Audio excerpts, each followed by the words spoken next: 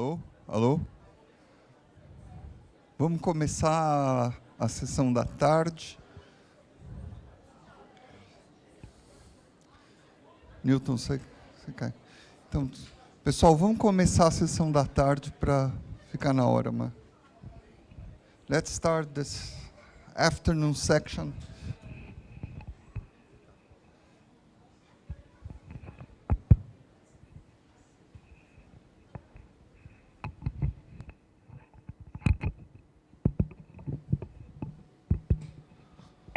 Bom, boa tarde a todos, né? Meu nome é Nilton, sou parte daqui do CEPIT-PI, né? Agradeço aqui a oportunidade da professora Ana, doutor Arnaldo, por invitar-me a participar, né, como membro. Então, a próxima sessão vai ser coordenada por mim. Vamos falar sobre MALDI-TOF em medicina veterinária ambiental, aplicações que também se realizam além, certo? Banco de dados. E a segunda parte vai ser coordenada pelo professor Sergio, né, que ele é professor aqui da Unifesp, PI também do CEPIT. Bom, então, a sessão, vamos iniciar. Inicialmente, convido a professora Terezinha Knobel. Ela é professora da Faculdade de Medicina Veterinária e ela vai conversar um pouco sobre o uso de MALDI-TOF e aplicação em veterinária, tanto em clínica de pequenos animais, como também em agronegócio. Muito obrigado, Terezinha, pela sua participação e aceite aqui.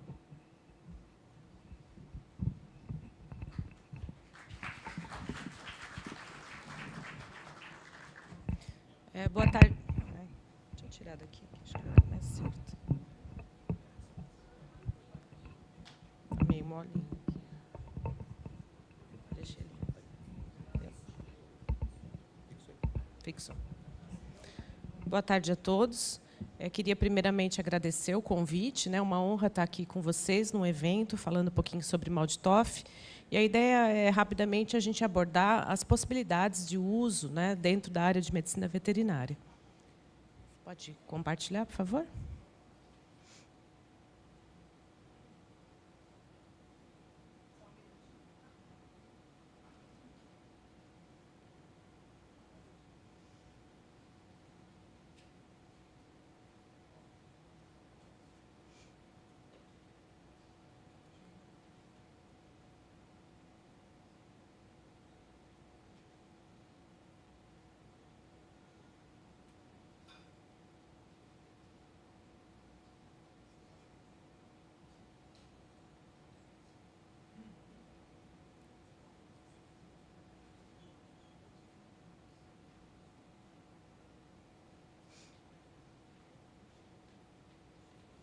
Obrigada. Pode passar. Tá aqui. Então, como já foi mencionado, né, eu trabalho no Laboratório de Medicina Aviária. Inicialmente, saiu no folder de vocês a proposta de falar sobre suinocultura, né, mas eu não trabalho especificamente com suínos, embora eu tenha trouxe alguns slides sobre a proposta. O que a gente vai falar é, de modo geral, né, como que isso poderia ser compartilhado na área veterinária. Quando a gente fala em veterinária, sempre vem à mente, em primeiro lugar, os pets, né, os cães e os gatos, é a área mais conhecida, né, da medicina veterinária. E, nesse sentido, eu acredito que a identificação, né, o modo como o MALDI pode identificar rapidamente alguns patógenos, principalmente nos casos de infecção urinária, na sepsis, ele poderia fazer a diferença no contexto da clínica médica, né? A gente tem hoje no Brasil, segundo a Associação Brasileira, cerca de 62 milhões de cães e mais de 30 milhões de gatos, né? Então, a identificação do MALDI ela leva menos do que 10 minutos. E, na prática veterinária, a gente percebe que a maioria dos laboratórios de diagnóstico ainda fazem o diagnóstico baseado em testes bioquímicos, o que chega, para alguns patógenos, a demorar até uma semana, né, para sair um laudo. E isso, muitas vezes, compromete a saúde do animal, não dando tempo de fazer uma abordagem terapêutica adequada, né? Então, sem sombra de dúvidas, a utilização do MALDI-TOF seria um ganho bastante grande quando a gente pensa nos pequenos animais. A maior parte dos trabalhos que a gente observa na área veterinária, eles dizem respeito a animais de produção, né? Então, eu coloquei aqui o rebanho bovino, e talvez esse seja um viés de amostragem, porque dentro da Faculdade de Medicina Veterinária da USP, o único MALDI-TOF, o único equipamento disponível, ele está justamente no laboratório chamado QualiLate, né? Então, por eles terem MALDI-TOF, a maior parte é um viés de amostra, né? A maior parte dos resultados são relativos aos bovinos. E, sem sombra de dúvida, há imensa colaboração na área de bovinos, porque ele permite uma identificação rápida e precisa de novas espécies, diferencia muitas espécies de estafa, estrepto, que estão relacionadas com o processo de mastite, né? Mastite é a inflamação da glândula mamária e ela tem um impacto muito grande, não só do ponto de vista de bem-estar e saúde dos animais, mas também na qualidade do leite que é produzido, né? Então, a gente tem hoje um rebanho de mais ou menos 15 milhões de vaca em lactação, né? Então, gado de leite, produzindo, e eles produzem mais ou menos 35 bilhões de litros de leite, né? Então, sem sombra de dúvida, é uma área que se beneficia muito da identificação de patógenos, também propondo um tratamento mais adequado e mais focado na necessidade. Aqui tem alguns exemplos, né, de trabalhos produzidos, tanto na identificação dos patógenos que atuam na glândula mamária, como também na identificação desses patógenos diretamente na amostra de leite, né? Então, sem necessidade de cultivo prévio. A maior parte dos trabalhos são do professor Marcos Veiga, né? Está aqui, não está apontando, mas é o penúltimo ali, né? Então, do Dr. Marcos Veiga, que é o responsável pelo QualiLate, onde está alocado o MALDI-TOF da medicina veterinária. Na criação intensiva de suínos, a gente tem alguns trabalhos da professora Andréa Mick Moreno. Também na suinocultura, ele permite não só o diagnóstico, como a monitoria e a garantia de qualidade desses animais. Está relacionado à alta precisão, né, da identificação de patógenos, e a gente tem hoje mais ou menos 43, 44 milhões de suínos no país, né? Um dos trabalhos que eu acho bastante relevante nessa área é a utilização do equipamento para controle da qualidade do sêmen dos suínos, né? Então, na suinocultura, a gente trabalha muito com inseminação artificial, e um sêmen contaminado, ele pode, na verdade, contaminar essa matriz e trazer para ela problemas de metrite, abortamento e comprometer a saúde desses animais. Então, um animal insemina várias porcas, né? E se esse sêmen estiver contaminado, você vai acabar transmitindo esses patógenos. Na coleta de sêmen, normalmente são adicionados antibióticos do grupo da classe das geralmente gentamicina ou neomicina, mas o que a gente identificou nesse trabalho é que a maioria dos patógenos identificados já apresentavam resistência a gentamicina e neomicina, né? Então, é bastante importante também. Na área que eu trabalho, né, que é a avicultura, a gente tem que considerar que o Brasil ele tem o terceiro maior rebanho de aves do planeta, né? Estima-se mais ou menos 1,6 bilhões de aves, aí, entre aves de postura e aves de corte. Nós somos um grande exportador de carne e é um mercado bastante seletivo, com muitas barreiras sanitárias importantes. Então, a exigência de mercado interno, o mercado externo absorve mais ou menos 14 milhões de aves ao ano, né? E é um mercado extremamente exigente quanto à qualidade dos seus produtos. As doenças bacterianas, elas são um desafio muito grande agora, principalmente em função da resistência e da proibição de uso de promotores de crescimento. A gente teve emergência de salmonela, emergência de campylobacter, emergência de Escherichia coli patogênica aviária. Então, o desafio, né, na área para a manutenção da sanidade dos plantéis é muito alto. E eu acho que o principal benefício nessa área seria o baixo custo por amostra, né? Aqui é um trabalho, por exemplo, que eles conseguiram identificar alguns sorovários de salmonela, né? E ele bate muito com a necessidade atual do país, porque nós temos uma instrução normativa, conhecida como IN20, né, desde 2016, que obriga todos os produtores a monitorar os lotes para salmonela, desde o incubatório até o abatedouro. Então, a quantidade de testes, né, que são realizados, todos os lotes que vão para abate, são monitorados para salmonela. Eu tive a oportunidade oportunidade de acompanhar um laboratório oficial credenciado, e é realmente muito impactante a quantidade de placas e tubos, porque é feito ainda por testes bioquímicos, né? Então, além de uma mão de obra muito grande, a gente tem uma série de descartáveis também que acabam impactando do ponto de vista, né, de resíduo, de plástico, e o volume de amostras é muito grande e com um custo muito elevado. Então, acredito que é uma das áreas que mais se beneficiaria seria a avicultura para monitoramento de salmonela. O grande problema é que as portarias do mapa elas definem quais são os métodos diagnósticos validados nesse monitoramento, né?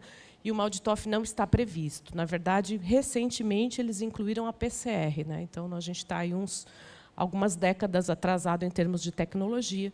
Então, além, né, da aplicabilidade, precisaríamos passar por alterações normativas, né, políticas públicas, para que pudesse introduzir novas ferramentas de diagnóstico. No caso de organismos aquáticos, também a gente percebe que há uma variedade muito grande de micro-organismos, muitos deles não são fermentadores, né, e são mais difícil cultivo.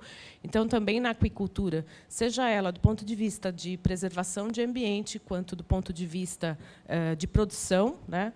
Hoje a gente tem muita produção de tilápia no país, de truta, de alguns outros peixes. Essa é uma área que vem crescendo muito. Então, a versatilidade, a possibilidade de utilização de MALDI-TOF também na aquicultura, ela é bastante sustentável. E aqui a gente teve alguns trabalhos, né, também, adaptando, né, o painel para a identificação de patógenos específicos de peixes, e talvez o mais importante deles seja a Edwardsella tarda. A gente tinha poucos relatos aqui no Brasil, e com a entrada do MALDI-TOF, a gente começa a perceber que é uma bactéria bastante comum nos ambientes aquáticos, com impacto muito grande para a piscicultura de modo geral.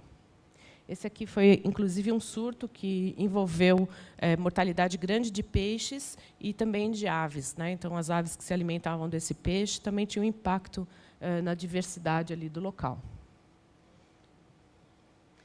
E, por último, contemplando também o meio ambiente, infelizmente, o Brasil não se destaca só como um líder de produção de carne, né, não só de forma positiva, mas ele também libera o ranking de animais traficados, né, no mundo. Então, a gente tem, com frequência, a gente vê na TV a apreensão de grandes lotes de animais que são retirados do meio ambiente. Quando a Polícia Federal identifica um lote, né, que vem de tráfico, esses animais são enviados para centros de triagem e reabilitação animal, que a gente chama de CETAs, né? Então, esses animais são mantidos nos CETAs, e nos CETAs é feita a triagem. É importante dizer que boa parte deles morrem, né, no CETA. Então, a cada 10 animais que são apreendidos, 9 evoluem para óbito, mas os que ficam, que sobrevivem a esse trauma, né, que é o tráfico, eles são reabilitados e colocados para soltura, né? O problema é que nos CETAs as condições de manejo muitas vezes são ruins e não há como fazer uma triagem de patógenos. Então, o que a gente percebe é que muitas vezes no processo de soltura a gente libera na natureza patógenos diversos, né, como vírus, circovírus e também bactérias resistentes. Uma curiosidade importante é que os psitacídeos, né, que são as aves de bico curvo, papagaios e araras, eles têm uma microbiota focada só em bactérias gram-positivas, né? E quando eles adentram aos CETAs, eles se contaminam pelo contato com outros animais, com primatas, com o próprio ser humano. Eles acabam fazendo uma colonização gram-negativa, o que, na maioria das vezes, resulta em morte desses animais. E, potencialmente, quando eles são soltos, eles carregam isso para a natureza, colocando todos em risco de extinção, né? Então, uma ferramenta que pudesse amostrar a presença de gram-negativos seria de fundamental importância antes dos processos de soltura desses animais, dada a elevada precisão e o baixo custo, né, que isso tem para os animais. Esse foi um trabalho também que a gente usou essa abordagem, né? Então, a utilização do MALDI-TOF para a identificação de patógenos gram-negativos em animais cativos, né? Animais que estavam em centros de triagem, e a gente repara que 96% desses animais dos CETAs já tinham colonização por gram-negativos, a maior parte das famílias das enterobactérias e uma infinidade aí de patógenos como Escherichia coli. Nesse trabalho, nós encontramos, inclusive, Escherichia coli produtora de toxina STX2 e alguns híbridos de EPEC e STEC, né? Então, patógenos de grande potencial de patogenicidade e que essas aves, infelizmente, quando a gente diagnosticou, a ave já tinha sido solta, né? Então, ela volta para a natureza, colocando em risco outros animais da mesma espécie. Então, era um pouquinho sobre esse panorama geral que eu queria conversar com vocês. O tempo é curto, né? Mas fica aberto aí a perguntas sobre o tema. Obrigada.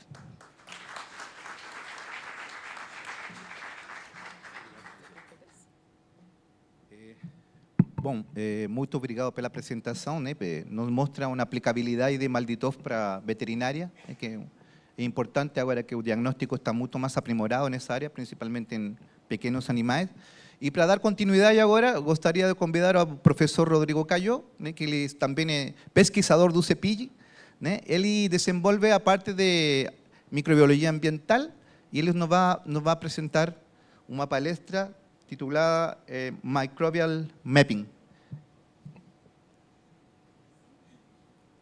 Rodrigo, muito obrigado pela tua contribuição.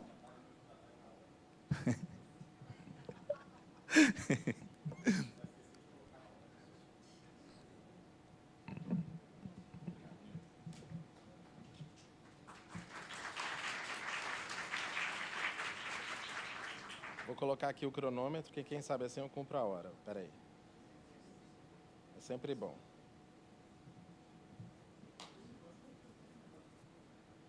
Bem, pessoal, antes de mais nada, eu queria agradecer ao CEPID a oportunidade de estar falando da parte de ambiente. A minha formação toda foi, embora eu sou biólogo de formação, e eu estudei a minha vida inteira na Infecto, de modo que isso fez com que eu tenho alguns colegas na minha geração, né, Jus, contemporâneo aqui, em que me fez ver um olhar clínico do ambiente. Aí, quando eu me tornei professor e fui dar aula para biologia, eu sou biólogo, então eu voltei às raízes. Eu descobri que eu não consigo voltar a ser biólogo raiz, eu continuo sendo biólogo Nutella, né? Mas, graças aos projetos ambientais que eu tenho feito, eu tenho como provar, eu tenho fotos para provar, eu no meio do manguezal, no meio da restinga, enfim, bacia hidrográfica, enfim, fez eu voltar a lembrar dessa área ambiental. Então, o que eu vou mostrar para vocês é o uso do MALDI-TOF, mas de uma perspectiva totalmente diferente. Solo urbano. Então, a gente vai água de rio, das diferentes bacias hidrográficas, solo e água de manguezal, de restinga. É isso que a gente tem se dedicado dentro do laboratório. Conseguiu abrir? Não abriu? É só que faltava. Então, na verdade, a gente vai mostrar um pouco da experiência. E eu até conversei com o pessoal da Bruker na hora do almoço, o doutor Arnaldo estava na mesa lá, que eu fiquei bastante feliz, porque há 10 anos atrás, quando a gente olhava a Bruker, o MALDI-TOF, de modo geral, era muito focado na clínica, né? Então, provavelmente, se eu fosse fazer os projetos que hoje eu faço e fosse usar o MALDI, provavelmente 60% eu não conseguiria identificar. E eu fiquei muito feliz, porque aí eu peguei o PDF e fui colocar em ordem alfabética todas as 4.000 espécies para conseguir chegar para vocês e falar, olha, tem isso. E hoje a gente consegue identificar pelo menos mais de 90% dos micro-organismos. Tá? Então, o objetivo da minha aula é falar um pouquinho sobre essa parte de microbial mapping, ou seja, como é que, desde o banco de dados do MALDI-TOF até a ponta, que são as identificações dos micro-organismos.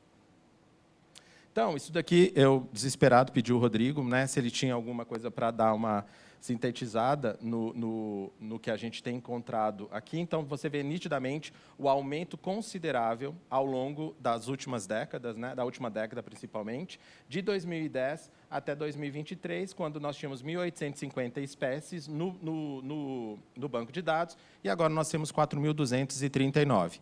Essas 4.239 seriam só bactérias, mas eu não esqueci dos funguinhos, eu vou falar dos fungos aqui. Fui lá, por isso que eu cheguei para o senhor e falei, olha, 150 gêneros de fungos agora.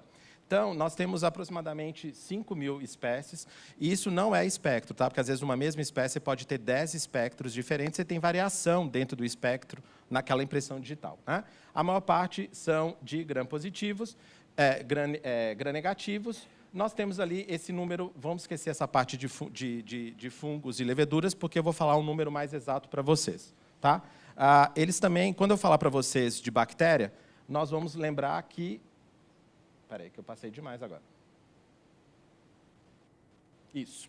Agora, aqui sim, depois que eu compilei todos os dados do banco de dados, nós temos aproximadamente 5.000 espécies dentro do banco de dados, dos quais eu compilei em gênero, porque era mais fácil de contar, tá, galera? Porque para colocar, eu já não estava... Então, nós temos aproximadamente 149 gêneros diferentes de fungos. E aí, eu fiz o gráfico aqui, que não está dando para ler, infelizmente, tá? Mas quem são os gêneros que têm a maior quantidade de espécies?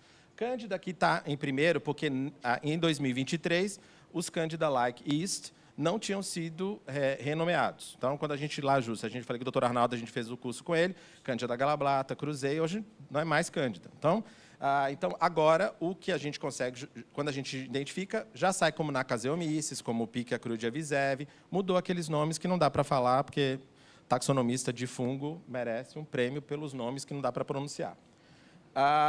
Só que aí quando eu olhei Fusarium, conversando com Sara, tinha só 2 espécies, mas depois, quando você vai para o banco, porque tem um banco só de fungo filamentoso, você tem 16 espécies de Fusarium, pegando as principais espécies. Você tem muito dermatófito, muito das principais espécies de fungo dermatófitos incluídos. Então, 150 gêneros de fungos, e dentre esses gêneros, o que mais é importante, tem muito fungo entomopatogênico, então, fitopatogênico, quer dizer, de patógeno de planta.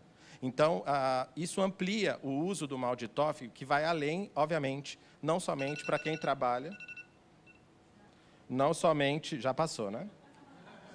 Para a bactéria, nós temos 715 gêneros diferentes. Tá?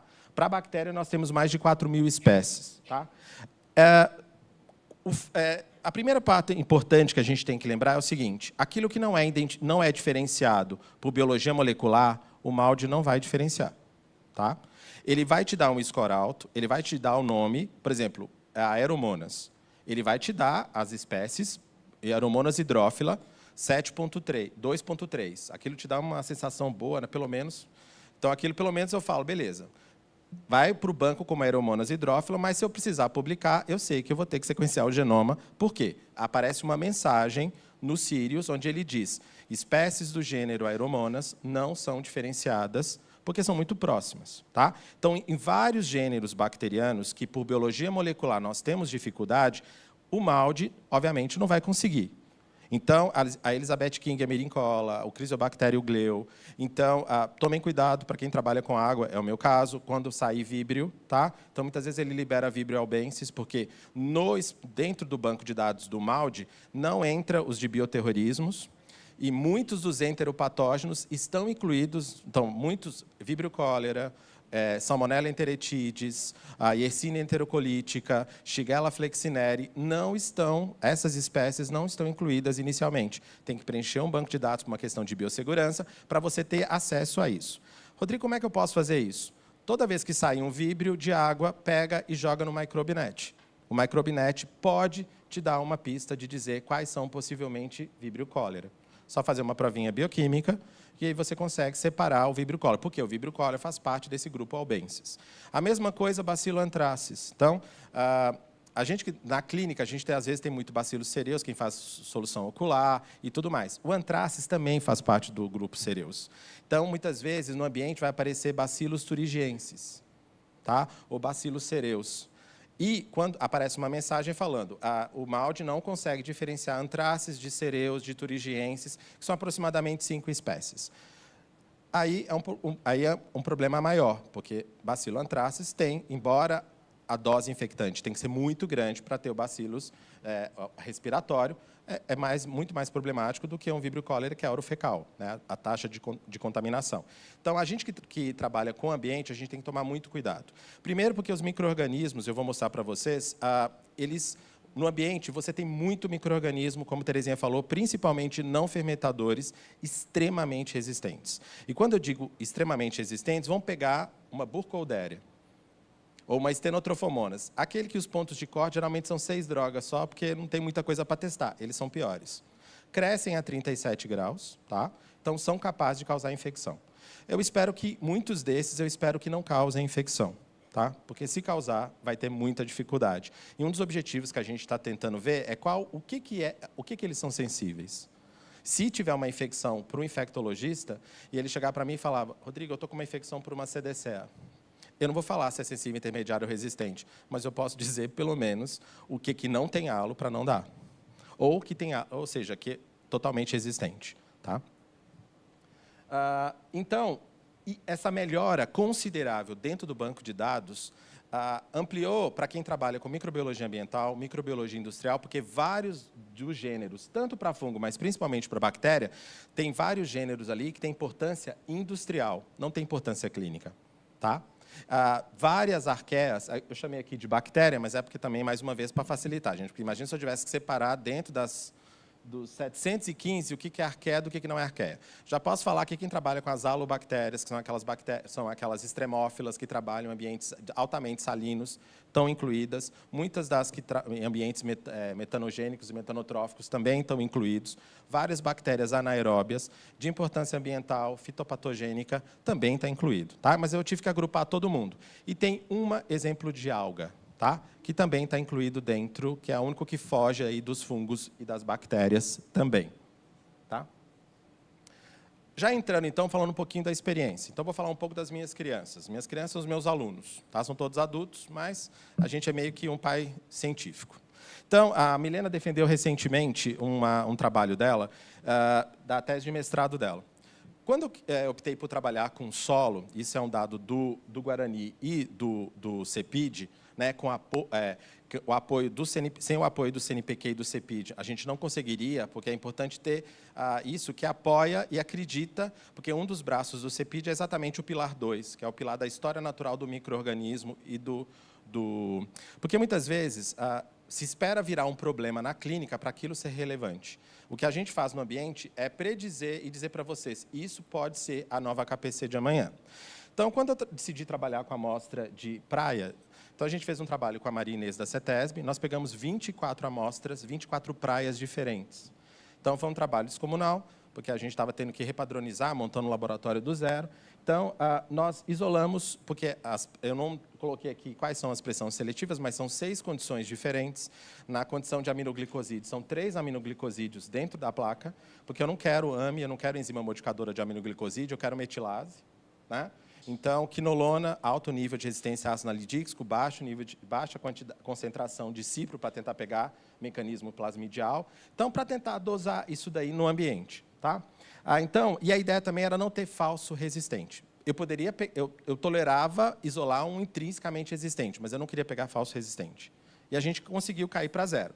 Obviamente, tem as pentelhas intrinsecamente resistentes, principalmente as enterobactérias. Né? Foram 196 isolados, dos quais 96,9 foram identificados pelo MALDI. Tem aquele problema que algumas espécies, dependendo do gênero, pode não ser aquela espécie, mas ele conseguiu dar um score e identificar. Tá?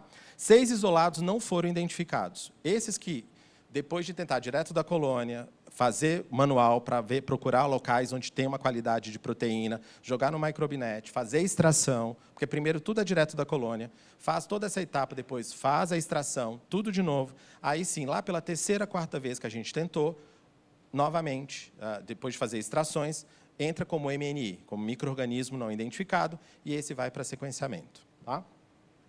57 espécies pertencentes a 29 gêneros e 16 famílias diferentes. E aqui eu não falei para vocês sobre quais gêneros de resistência, porque o objetivo aqui é olhar o que é importante, né? O ponto de vista de identificação. O mais importante é que pelo menos 58 isolados eram fenótipo SBL positivo e carreavam algum tipo de SBL.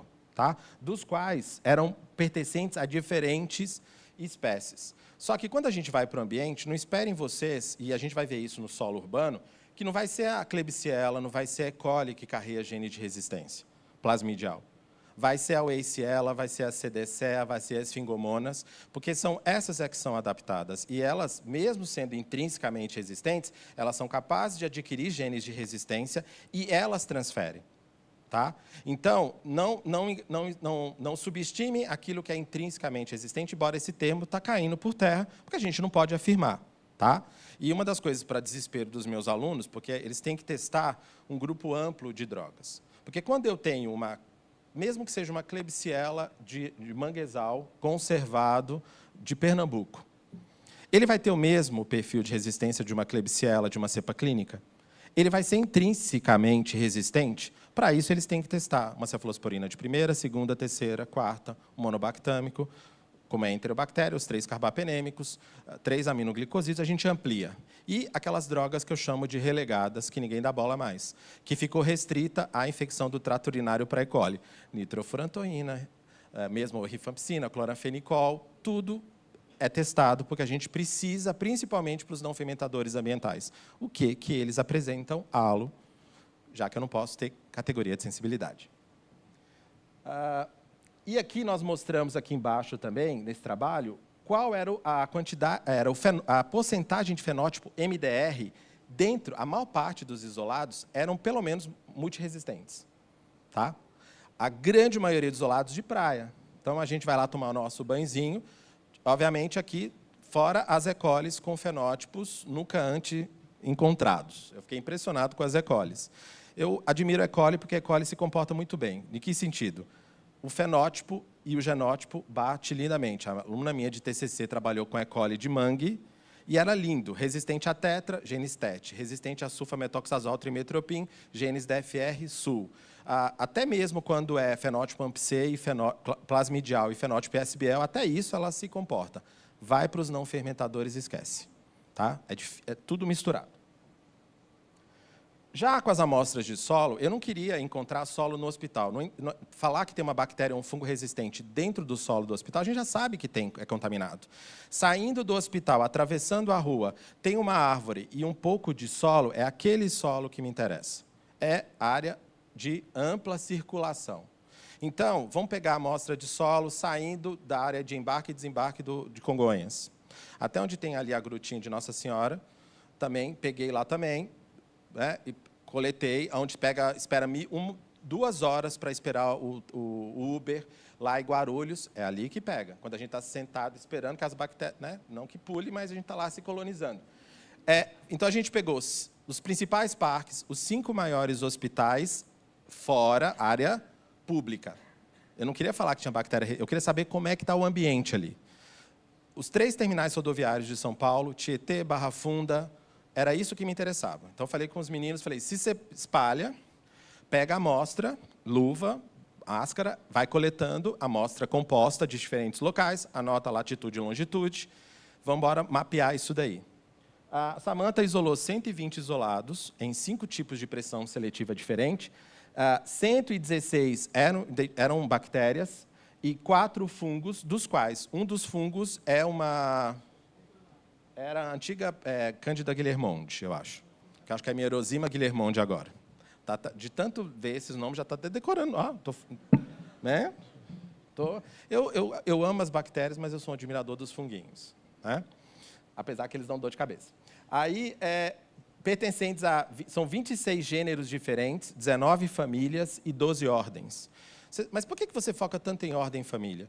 Isso é importante, porque quando o micro-organismo é bancado no nosso banco, ele tem uma coluna da espécie, né, que é gênero mais espécie, uma coluna de família, ordem e classe. Porque os alunos precisam entender, porque apareceu uma ioconella. A ioconella começou a ter uma certa relevância agora com o MALDI. Porque, na verdade, eu fui ver o que é ioconella. Porque eu não sabia. É uma enterobactéria, da família Enterobacterácea. Só que é aquela relegada, que ninguém lembra. Eventualmente, ela pode causar infecção. Então, por isso que é importante. Então ela faz parte da família Enterobacteraceae e da ordem Enterobacterales. Então, isso é uma forma deles entenderem a dinâmica desses micro-organismos.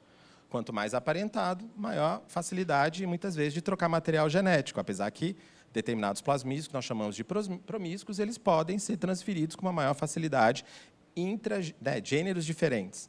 Mas, quanto mais próximo, maior facilidade.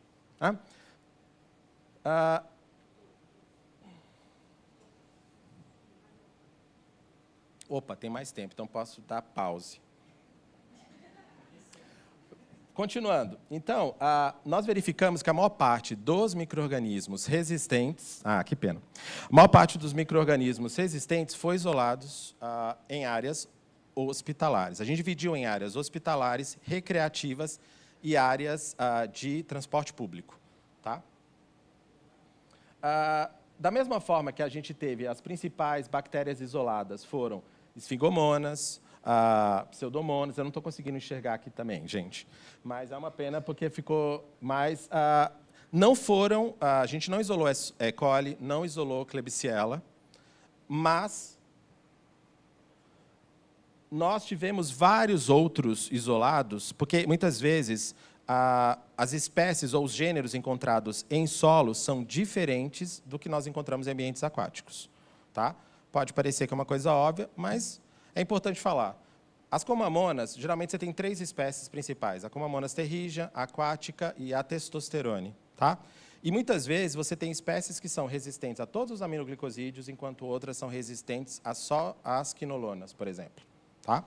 Então, isso tem uma importância clínica se for verificado um padrão, mesmo não tendo um ponto de corte. Se for uma comamonas fulana, eu não posso dar determinado tipo de antibiótico, causem infecção. Tá? 12 não foram identificados, sendo que 9 são bacilos gram-negativos e 3 bacilos gram-positivos, porque os meus alunos têm que fazer a boa e velha microbiologia e fazer o teste de gram quando não é identificado. Já está? Vou terminar no tempo. Então, quando a gente olha aqui, novamente, assim, tá dando, o slide não está ficando meio sem foco, mas, quando a gente olha a dispersão entre as diferentes 3 áreas, ou entre os 5 hospitais, entre as áreas de parque e tudo mais, você vê uma diferença mesmo dentro deles. Não é porque é solo urbano, totalmente diferente entre os diferentes parques, totalmente diferente entre as rodoviárias, mostrando que, então, você teve muito mais bactéria resistente no Tietê e na Barra Funda comparado ao Jabaquara. Você teve muito mais bactéria resistente em Congonhas do que em Guarulhos. Tá? Isso chamou a atenção. Então, aqui você vê então, a diferença dos diferentes hospitais. Tá? Já indo para terminar, esse aqui é um trabalho que é a Rede Prometheus. Eu adoro acrônimo dos meus projetos, eu adoro mitologia grega. Todos os meus projetos têm nome grego. Então, ou é Prometheus, ou é Artemis. Tem o Guarani, né, Ana? Mas o Guarani é, obviamente, Guarani, porque é Guarani. Mas é um acrônimo e tudo bonitinho. Então, Prometheus, a gente propôs no Universal, mesmo eles tendo cortado verba pela metade, a gente encarou os 8 maiores bacias hidrográficas do país, analisando 2 municípios e também água potável desses 2 municípios. Obviamente, começou como uma rede e começou como um programa e virou uma rede. Porque a gente contou com vários pesquisadores diferentes que coletaram amostras das 8 maiores bacias hidrográficas e a gente tem tido resultados muito bonitos. E aqui é só um pedaço deles, quando a gente vê a diversidade de micro-organismos, tanto de bactérias quanto de fungos. Tá? Hoje, nós montamos o Cronos, que é, obviamente, seguindo essa ótica, que o Cronos é o deus do tempo. Então, um banco, uma coleção de micro-organismos, ele é temporal. Então, o Cronos é a coleção de micro-organismos, de bactérias. Então, toda a parte de fungos ambientais está no laboratório da professora Sara, no Centro de Investigações de Micologia Médica, a parceira minha, que faz toda a parte, que eu convenci ela de fazer toda a parte ambiental para o desespero dela, para fazer todos, principalmente fungo filamentoso, né, Sara? Que ela quer me matar, mas a microbiologia ambiental ela é belíssima, tá? Obviamente, com o apoio do CNPq e do CEPID. Tá? Então, hoje nós temos aproximadamente mais de 99 gêneros diferentes só de bactéria. Nós temos mais de quase 200 espécies diferentes de bactérias, eu vou chamar de ambientais, mas muitas de importância médica. Tá? Isso só no que a gente está isolando previamente, isso é os dados. Ainda tem metade disso, ainda a gente está trabalhando. Obviamente, eu não conseguiria fazer isso se não fosse, obviamente, com o apoio do CEPID, né, e do CNPq, né, da FAPESP, que tem apoiado esses projetos, a Rede Prometheus, o Artemis e o Guarani, né, Ana? Então, meus alunos, que são os que, a maior parte são biólogos, assim como eu, que foram meus alunos de C, e sem eles eu não poderia fazer pesquisa, e são eles que estão lá dia e noite passando essas amostras, fazendo todas as 300 mil pressões seletivas e estão aí lutando para conseguir isso. É isso, gente. Obrigado.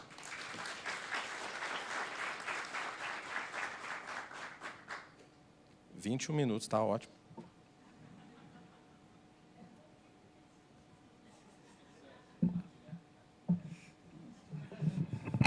Boa tarde, então. Agora, em continuidade a essa sessão, nós vamos ter duas apresentações, proferidas pelo Dr. Gongyi Shi. Gongyi Shi is a scientist of the Bruker, and he's going to give 2 lectures. He's going to talk about the reference mainstream in RUO database, and then after that, he's going to talk about MICROBENET in the MALDI-TOF era. It's a pleasure to have you. Welcome. Nice to meet you. Obrigado. First of all, I'd like to thank the meeting organizers. I know it takes a troop to organize a meeting like that. What a fantastic panel of speakers you put together. They're all MALDI expert, and I feel honored and humbled to talk among you MALDI experts here. So yes, I do have a disclosure to make. I work for Bruker, a company called Bruker, and I know many of you are long-time Bruker users or short-time Bruker users. And today, I'd like to actually talk. I changed my title a little bit. I thought it's actually pretty boring. I changed it to. So I'd like to talk about the fundamentals of the MALDI identification, because I worked for Bruker for 21 years to be exact.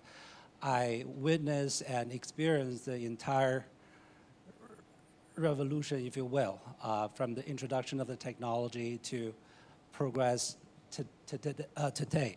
So I like to kind of open the hood or to check the engine with you a little bit, to give you some inside information, if you will, to discuss the algorithm we developed based on the MALDI-TOF as a very unique technology that was never introduced to microbiology before, and the lessons we learned, and also the pitfalls we kind of experienced, and also the tools that we put together were the measure we put together to kind of mitigate the issues we encountered, and really in hope that to have a really very in-depth conversation with you who encounter daily issues, your challenges, and hopefully we can develop better tools to help you later on. And the only wish I have is I'm a native Portuguese speaker or a Spanish speaker today, but luckily we're using the common language of MALDI-TOF today, right? So we can understand each other, hopefully. Well, I can understand the talk almost perfectly. I have to say almost, because I think there is a language barrier. And as mentioned, also I like to cover another topic, which is the MicroBenet. Unfortunately, due to the US government shutdown, our colleague from CDC cannot come. We have been having this collaboration with CDC for past 10 years. So I also feel honored and humbled to cover that topic a little bit for them. Hopefully, I can get the most essence of this. And so the US government shutdown do affect you guys, so you're stuck with me for extra 20 minutes for the talk. So I put the talk together, and I want to start with a very brief introduction of the taxonomy, because MALDI as a taxonomy tool came a lot later than other technologies. And we try to fit in, we try to understand and compromise, and also find agreement with each other. So there are some interesting discussions or struggles we encounter.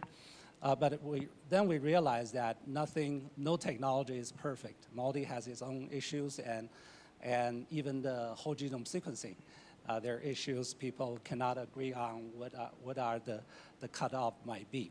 So, and also I introduced a little bit of MALDI as a technology for a taxonomy tool, and its advantages or its pitfalls. And specifically, I like to talk about what the Bruker did on our library creation, the rationale we have, the uniqueness we have, and also we think that advantage we have. Not all MALDI are created equal. I like to say that. So we put a lot of effort and passion into developing the Bruker tool, and we're very proud, and we are very eager to also learn the feedback and improve upon it. At the end, I'll talk about MicroBeneT, which is also an amazing tool that CDC developed together with a lot of partners, including us.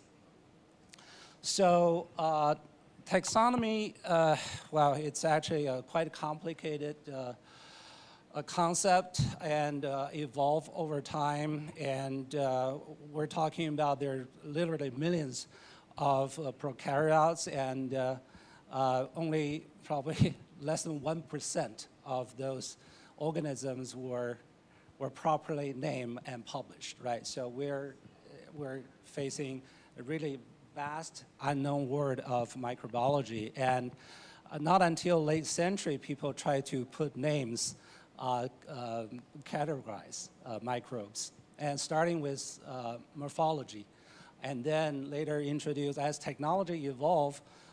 People start using biochemistry, biochemical traits, and then come with the with the genetic tools, right? That basically revolutionized this field. And 16S-RNA is a very well recognized tool. It was developed in the late 70s, and DNA hybridization, believe it or not, is actually today still the gold standard to delineate species. And like I said, MALDI came much earlier, but the current consensus is you have all these tools available, and they're not necessarily 100% agree with each other. They're not 100% agree with themselves if you do the experiment multiple times. So you have to take a so-called polyphasic approach, meaning that you take a lot of things available into consideration and try to make, reconcile between each other and make consensus.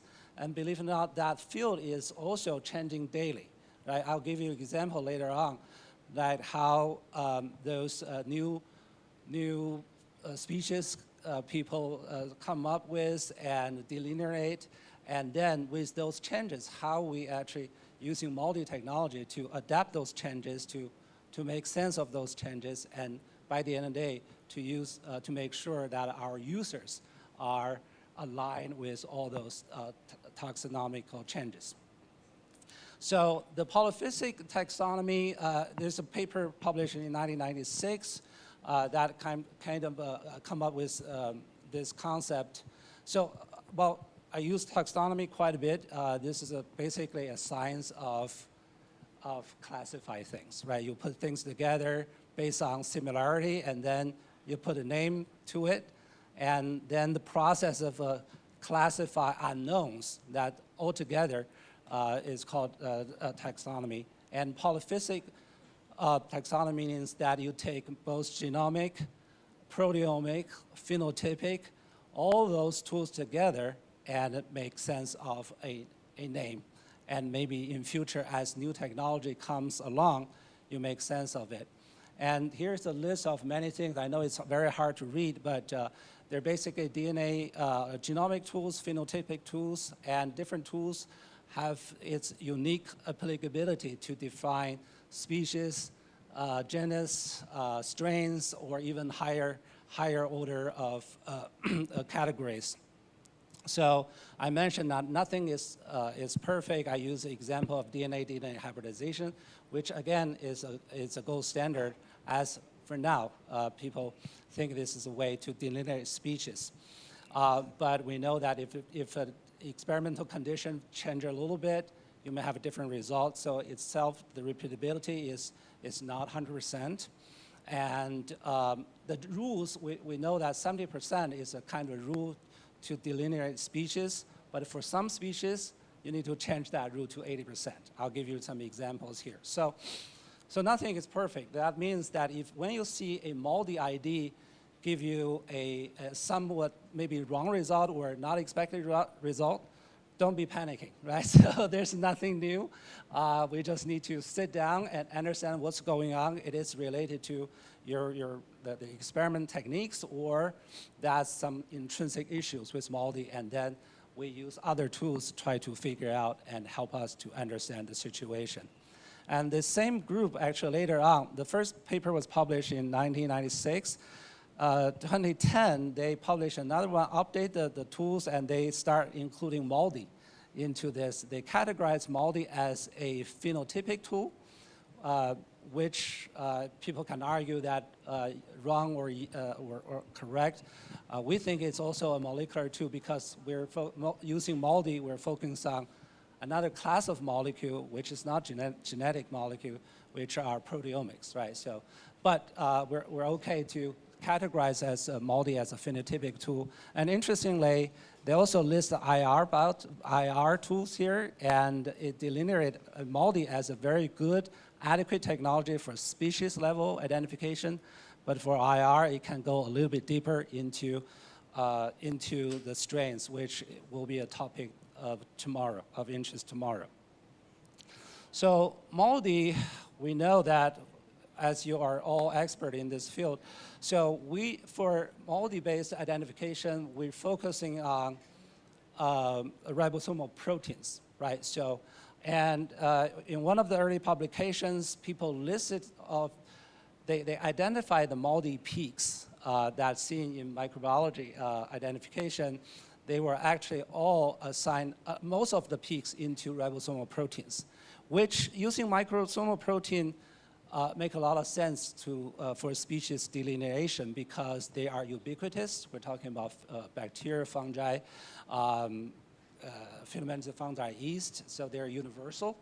And so that's why it actually has such a wide capability or applicability to the microbe world. And now we know that the sweet spot for MALDI for species level identification is at species level, but in certain times, MALDI have issues, right? We discussed it, the very first speaker discussed the complex that MALDI cannot differentiate. But also in special cases, MALDI can get into some strain levels, which very interesting applications. The subtyping function earlier speaker discussed is an example of that. But ideally, it is the tool for species level identification. We know there are also other vendors that in the MALDI space, and different vendors have a different way of data from data collection to spectra interpretation to result interpretation. So though they are all vendor specific. I use this to give you an example. This is a Pseudomonas aeruginosa, 3 strains of Pseudomonas aeruginosa. If you zoom out, see the three pictures, 3 mass spectra, you see the general similarity there, right? But certainly you can tell they're not identical. And if you zoom into certain areas, you can see that for a particular peak, let's say, we see consistent and reliable differences, right? So we think this likely due to the modification of the peptide or proteins from different strains. Sometimes we actually can take advantage of this, for instance, subtyping module, to look into those and find the strain differences. So we can take advantage of that. But in general, ID workflow, if we are into talking about species level ID, species level of identification, we actually want to design algorithm ignore those differences. We don't want to, in general, want to look into the strain level. That's probably one day be a IR biotypers rule. So with all those in mind, we have to design our database, our ID concept accordingly, right? So, so there's certain characteristics that MALDI has that no other technology has. For instance, we call MALDI is not digital compared to genomic, right? So ATCG. And what do I mean by that, not digital? So if you collect multi-spectrum on the same spot twice, you will not get identical spectra. You'll get a very similar spectra, but you will not get identical spectra. That means that the peak position might be shifted a little bit, and maybe some minor peaks show up and not show up last time, this time. And the noise level might be different depending on the laser intensity you use. And also, there could be, over time, the modification of peptide on multi-target, and things can happen, right? That means, so one need to be mindful of that. And also during the library creation, the identification process, we need to be mindful of those so-called variations. So some of the variations actually can be explained quite readily by the nature of the technique. For instance, we know that MALDI, M stands for matrix. Matrix will need to crystallize with analytes on the multi-target. And the crystals can be actually varying in size. Some crystals, if you zoom into it, like this picture, some crystals are bigger, some crystals are smaller, and you're not guaranteed that all crystals has the same amount of analyte, right? So some analyte may be in one crystal versus another. The concentration might be different. And also, MALDI-TOF stands for time of flight, right? Time of flight meaning that you measure the traveling time of this molecule from your target to the detector. So we know that the crystal it's a 3D. It's not just a flat, right? So a lot of analyte to start with, you have a different position to start with. That means the travel distance is different, right? This is something that you cannot manage or control, right? And also the laser position go randomly, and if you collect, let's say, 250 laser shots, right? So you're guaranteed each time you will not hit the same crystals. Therefore, there's intrinsic variability built into it. So that's why it's not digital, right? So, but I mean, you would expect the spectra to be similar, right? Similar, but again, not identical. So one of the important variation I want to, again, to pound out is we call the mass shift or the mass jitter. I explained using this cartoon showing that the mass jitter actually is a natural process. It's a naturally occurring. And however, this mass jitter also can be managed or can be reduced through techniques. The techniques we're talking about, the sample preparation techniques. For instance, if you smear a bacteria onto a target versus using an extract from it, you can imagine that the amount of sample on target is very different, and you will form a thin layer if you use extraction protocol. So that will also help to reduce those mass jitters. And we have spectral processing tools to help you to do baseline subtraction, to there are even other tools that is not applied to the microbiology identification. We call it reflector. We use mass reflector to reduce this mass jitter. But because of we're using the linear MALDI-TOF, and again, we need to during the library construction and identification process, we need to put that in our mind to think about it. So now with that, I like to introduce the rationale we use to construct a multi-library, right? So to construct multi-library, we want to first use well-characterized isolates, right? So there's a word saying garbage in, garbage out. If you don't know what the organism is, you don't have a well-defined name, well, sometimes MALDI can still help you, but it will capture this isolate, but it will not give you a name. So you need to start with a well-characterized isolates. And we recommend use typical and optimal growth condition. Make sure that the bacteria is happy and they express the typical proteins that they're expressing. And also we want you to use multiple strains. I give you an example, right? There's strain variations. They're naturally built. And some strains, some species strains are quite different from each other. I'll give you two examples here.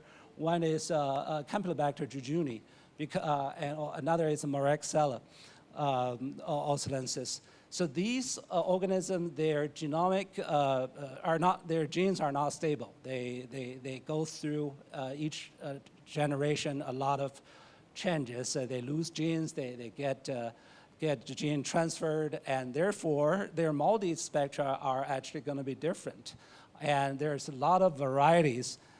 If you want to have a good coverage, you better get more isolate to your library, right? So, but some of them are not as diverse, so you don't necessarily need as many. So it's, we don't control that. So we let the organism tell us what's needed for the MALDI library. And for the sample preparation, we want to make sure that the sample preparation is give us reveal the most features we possibly can, right? So that's why when we construct a library, we recommend not smear method, but tube extraction method. Make sure that we get rid of as much of the junk, contaminate as possible, but also expose with peaks that associate with that particular bacteria. And of course, we want to standardize the sample preparation protocol that makes sure that people use the same matrix, same organic solvent, same concentration, and standardize on that to minimize the variation. Believe it or not, in the early days, people don't necessarily know that that's the case. And also in the process that we know that MALDI library construction is a progress. It's a work in progress, will never end. So we want to make sure that the future library expansion is doable, it's easy, and it's easy not only for us, but also for users. That's why actually the MicroBenet and later on many library was created based on the Bruker platform. I'll discuss a little bit more on that later on. So specifically, at Bruker, we use this called a single strain concept to construct library, which actually could be different.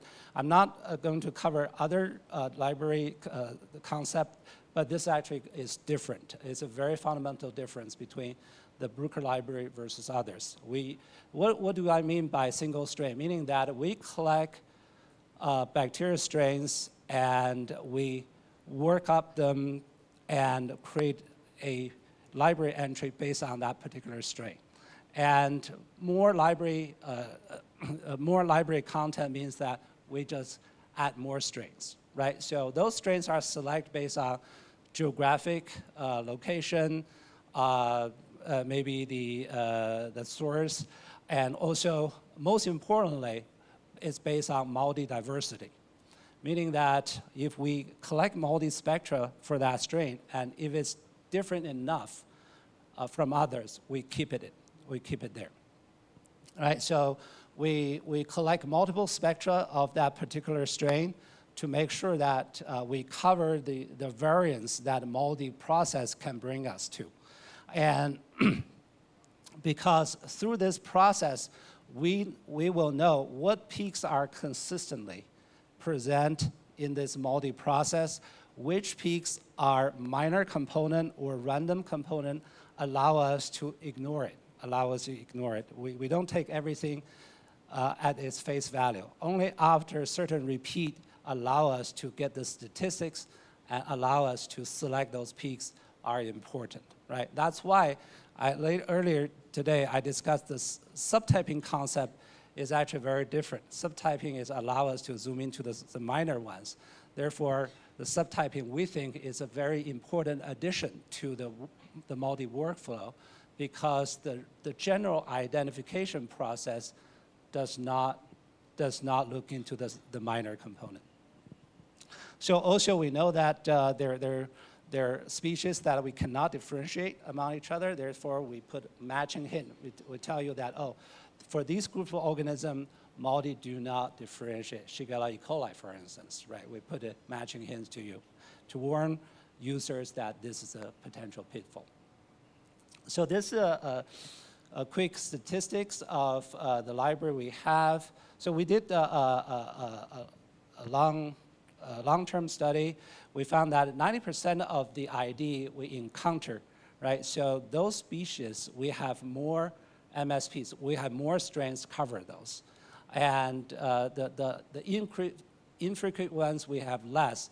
I mean, in some cases, simply that we're not have the privilege to have those strains, to have access strains. There are only probably 3 strains available in the world that we can only put strains into the library, or we can only put 2 because the other 2 we don't have access. So that's why the library expansion is constant, is ongoing, and it's never ending. So, and also there's a single spectra, a single MSP concept. It's make it very easy and robust for us to make library changes. Meaning that, I'll give you an example later on.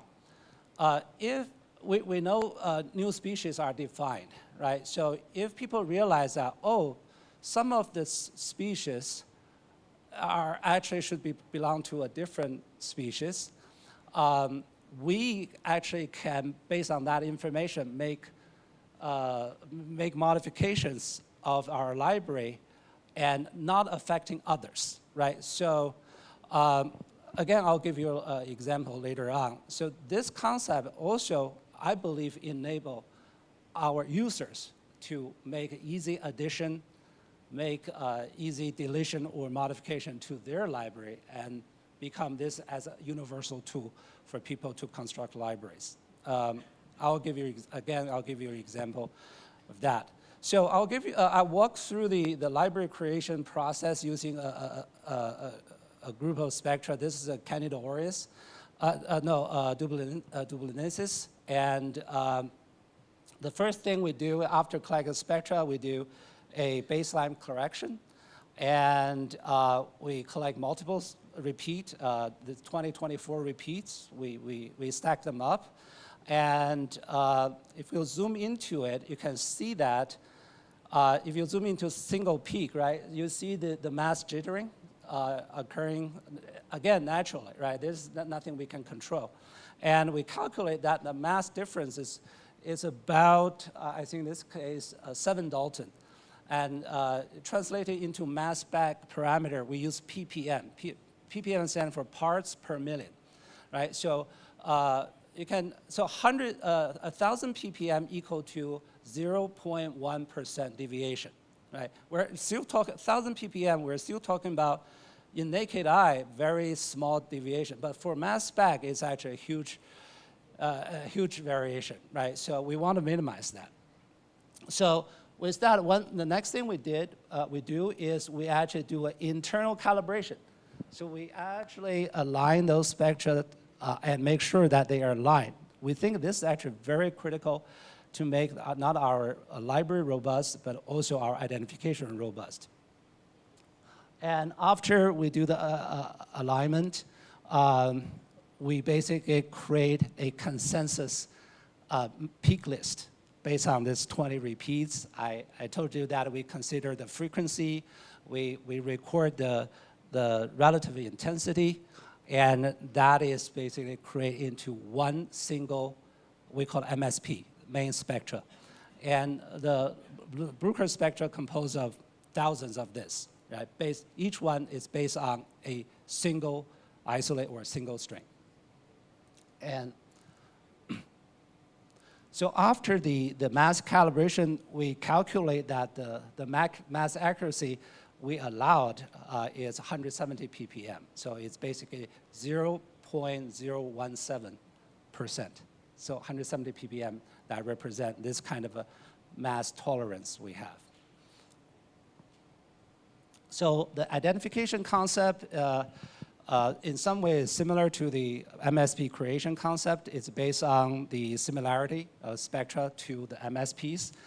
So for each library search, every spectra will search against the entire library. If we have 4,000 entries, MSPs, it will do 4,000 times. And then each comparison will result into a log score, right? So log score is calculated based on the peak that, I'll use this to illustrate, based on the peak that present in both the reference and the unknown spectra. And also we calculate, we found those peaks that not in the MSP, but in the unknown spectra, or vice versa, right? So all this, and take the intensity distribution in consideration. So the log score is based on the calculation of these 3 items, right? And then everything is listed based on the ranking based on the log score. And if you want, we can show you the 4,000 log scores of each identification, but we give you the top 1 or 10. If you're open to the top 10 result, we show you the top 10.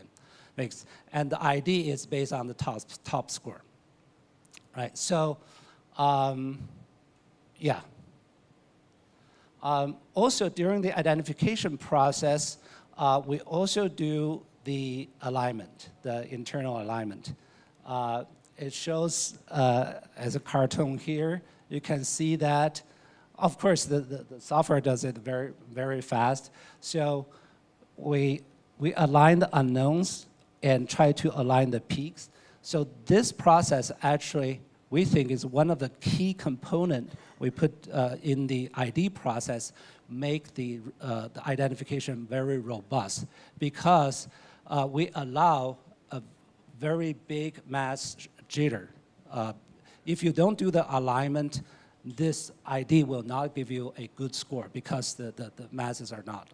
But only after alignment, we allow a very, so we give a lot of tolerance in terms of the sample preparation. That's why people can just smear bacteria and get a relatively poor spectra and still get a good ID, right? So this is actually one of the key technology we developed to make sure that the process is robust.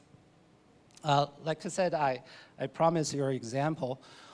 This is a recent, there's a recent publication saying that there's a new species, Staphylococcus borealis, was defined from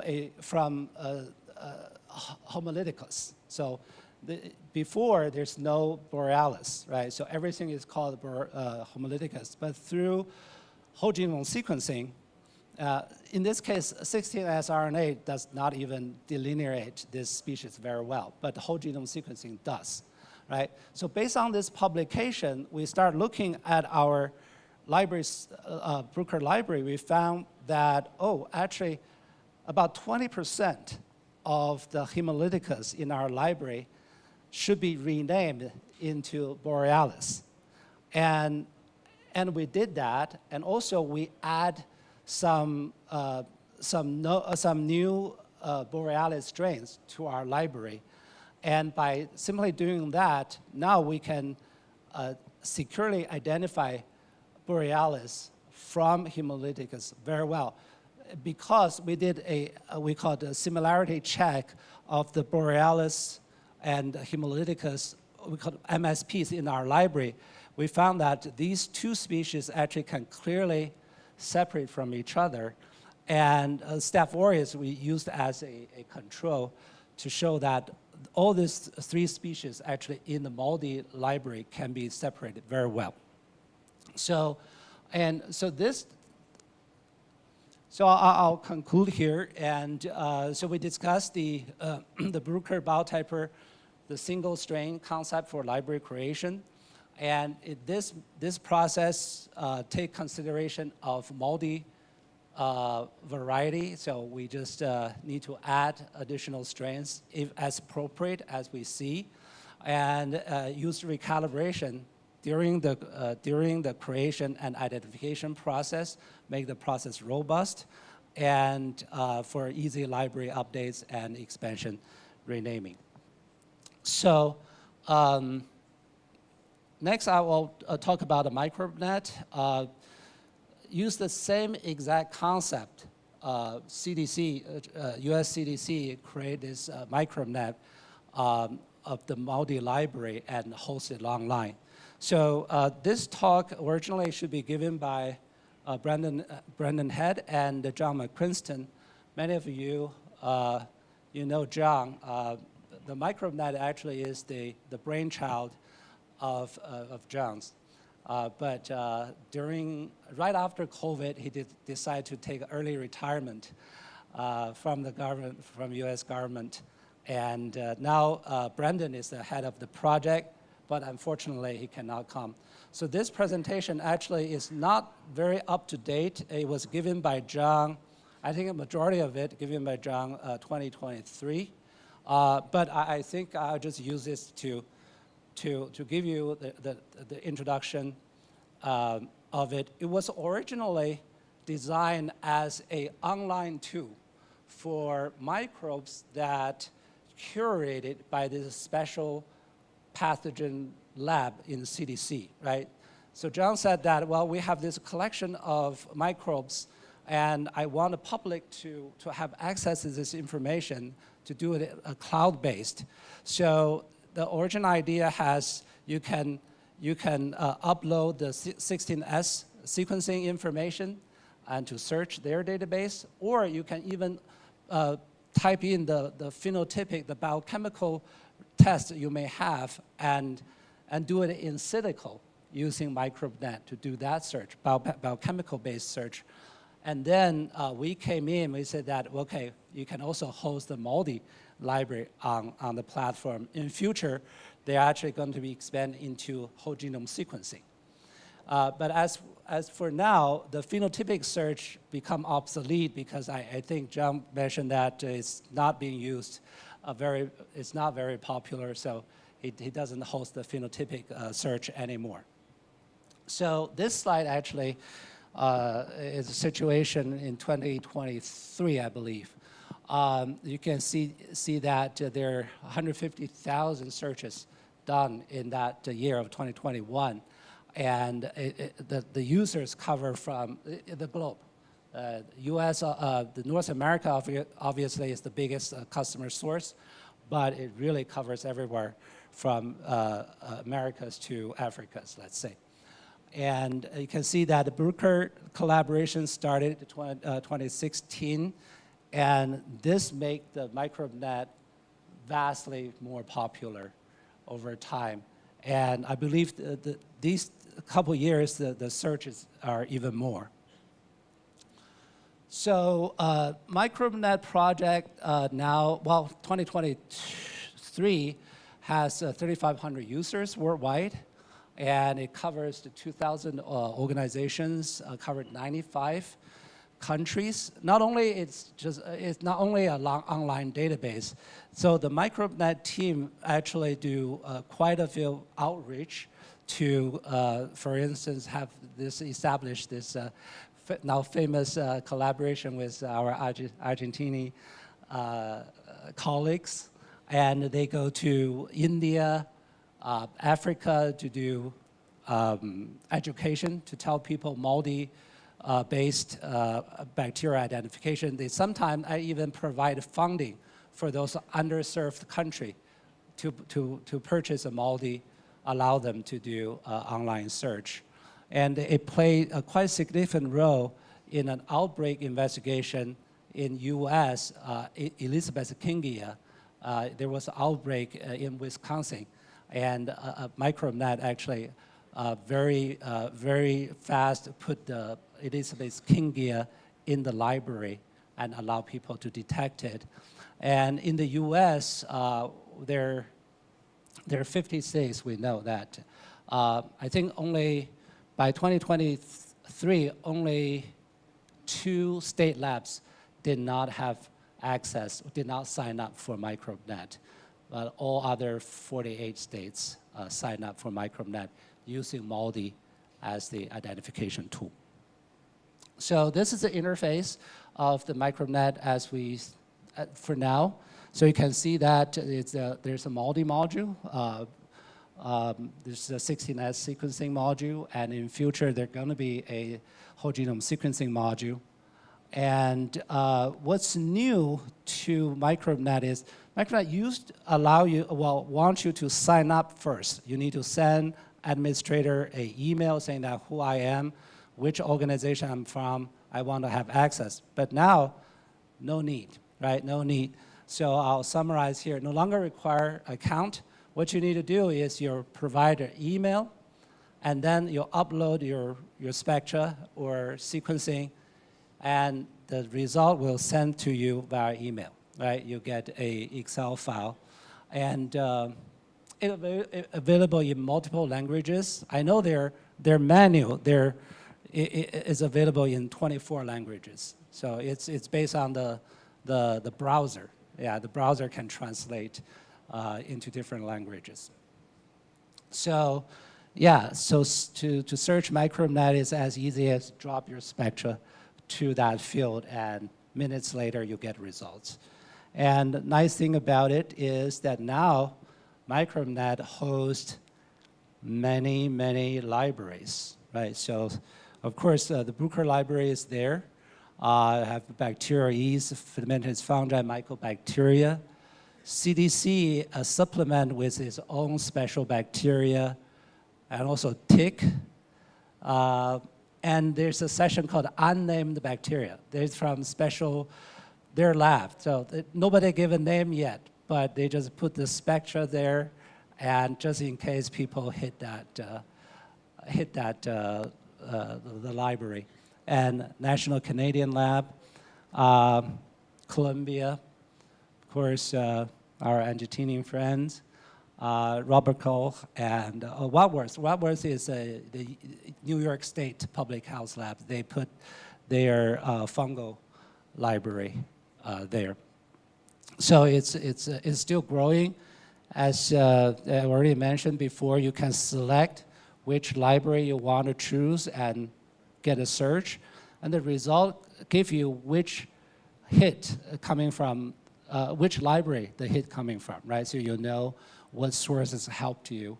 And if you have further interest in the identification you made, so in some cases, MicroBENET has this comprehensive description of that organism, give you a picture of agar plate and help you to understand what you're getting. So yeah, so the collaboration started really around 10 years ago. And once we have library update from Bruker, shortly after, the MicroBENET library will be updated.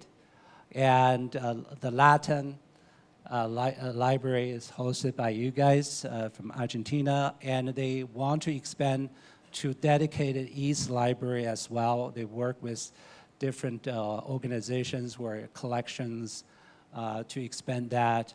And also very important, especially for the US customers, the Select Agent Library, which CDC has a special laboratory collect those, and they're making that effort. So I have to say that this is ongoing. So many of the features, well, some of the features are there, but many of the features are still not there, depending on if they get funding, when they get funding to continue this work. So, but they have played significant role in some outbreak investigations. Candida auris, Elizabeth Kingia is a very proud achievement from MicroBENET. And I'm talking about future expansion, hosting more libraries.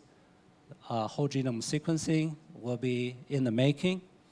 And they like to reach out to regions and countries that have that needs or capability to work with them. I have to say that this is just MicroBenet. I have to say that Bruker is also making a cloud-based library available. That's not yet available, but that's the effort, that's the direction we're going as well. And this is a conclusion. Again, they want to be an international, global, accessible online resources. And they're making an effort of it. So again, this is actually a slides from CDC. I just helping them present it. With that, I like to conclude my discussion and maybe for questions later. Thank you. Obrigado.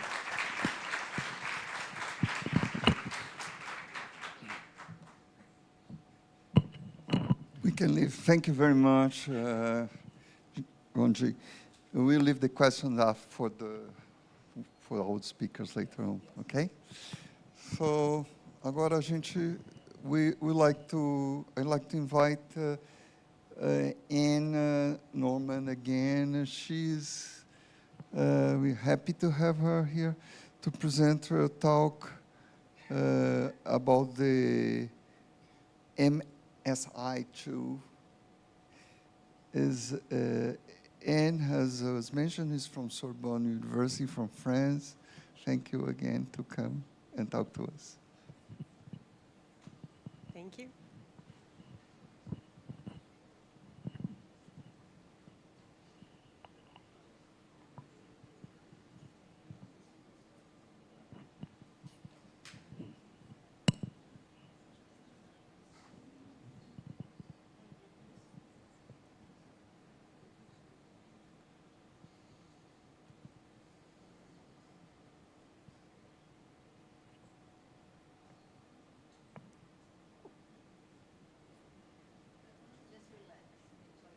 I'm okay.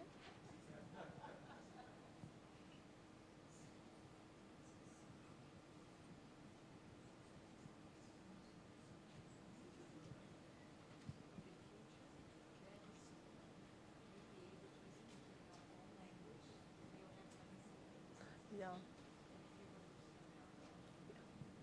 Yeah. Yeah.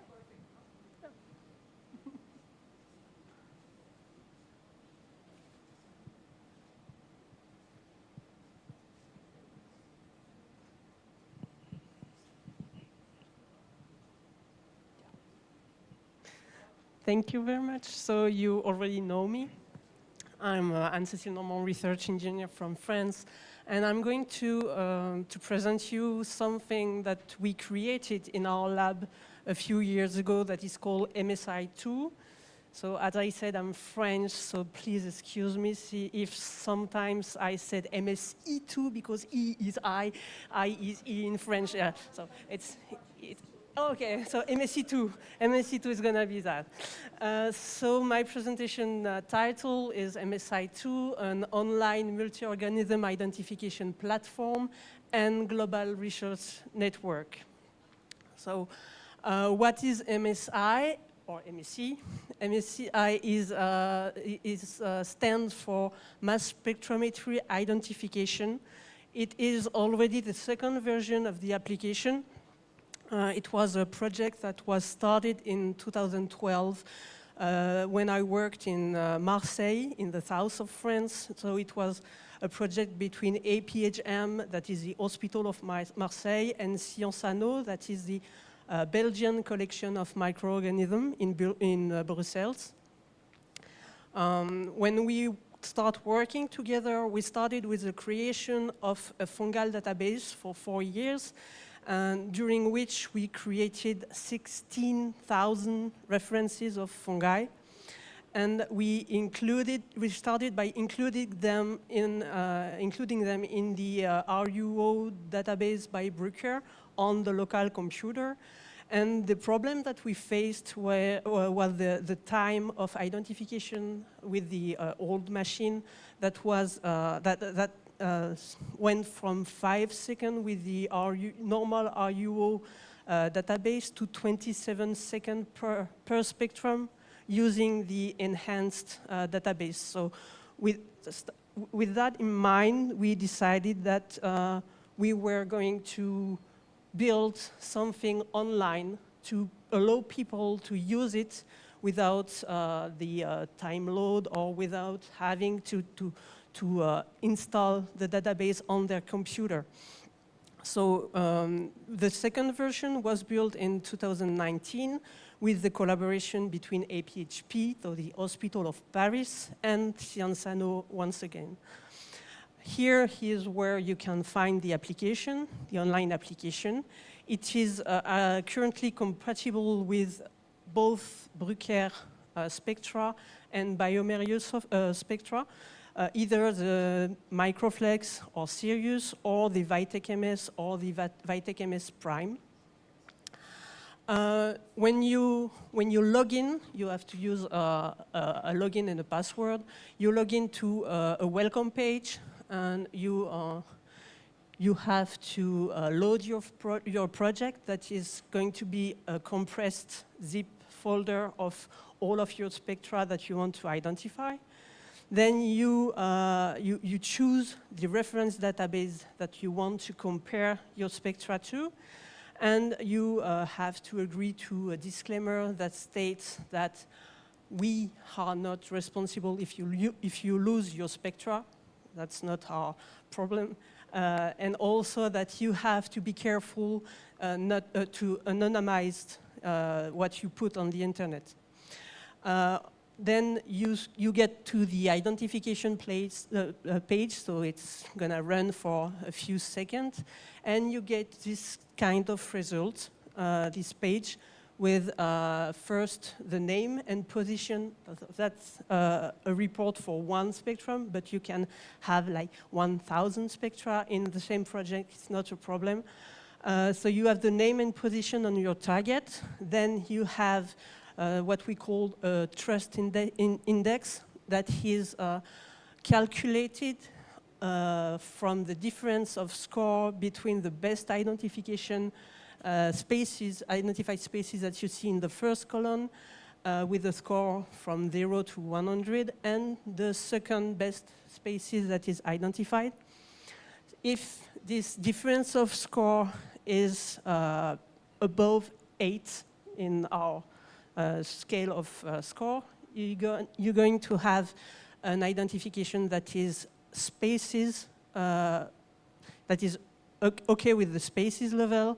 If it's between, if it's below 8, then it's going to be correct at the complex of spaces level.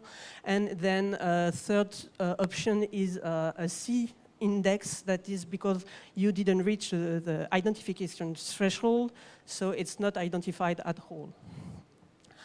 You can have access to the detail of the references that matched against your spectrum. Like in this example, you have several Candida parapsilosis that were identified with a score above the threshold, several Candida parapsilosis below the threshold, and the first different one is a Candida albicans, very, very low in the score.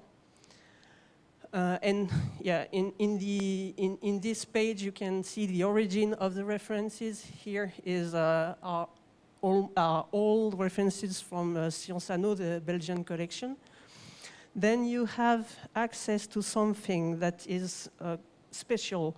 It's not a comparison of your spectrum against a reference database that we built, but it's a comparison of your spectrum against all of your spectrum. All of your spectra. Like it's a tool for epidemiology.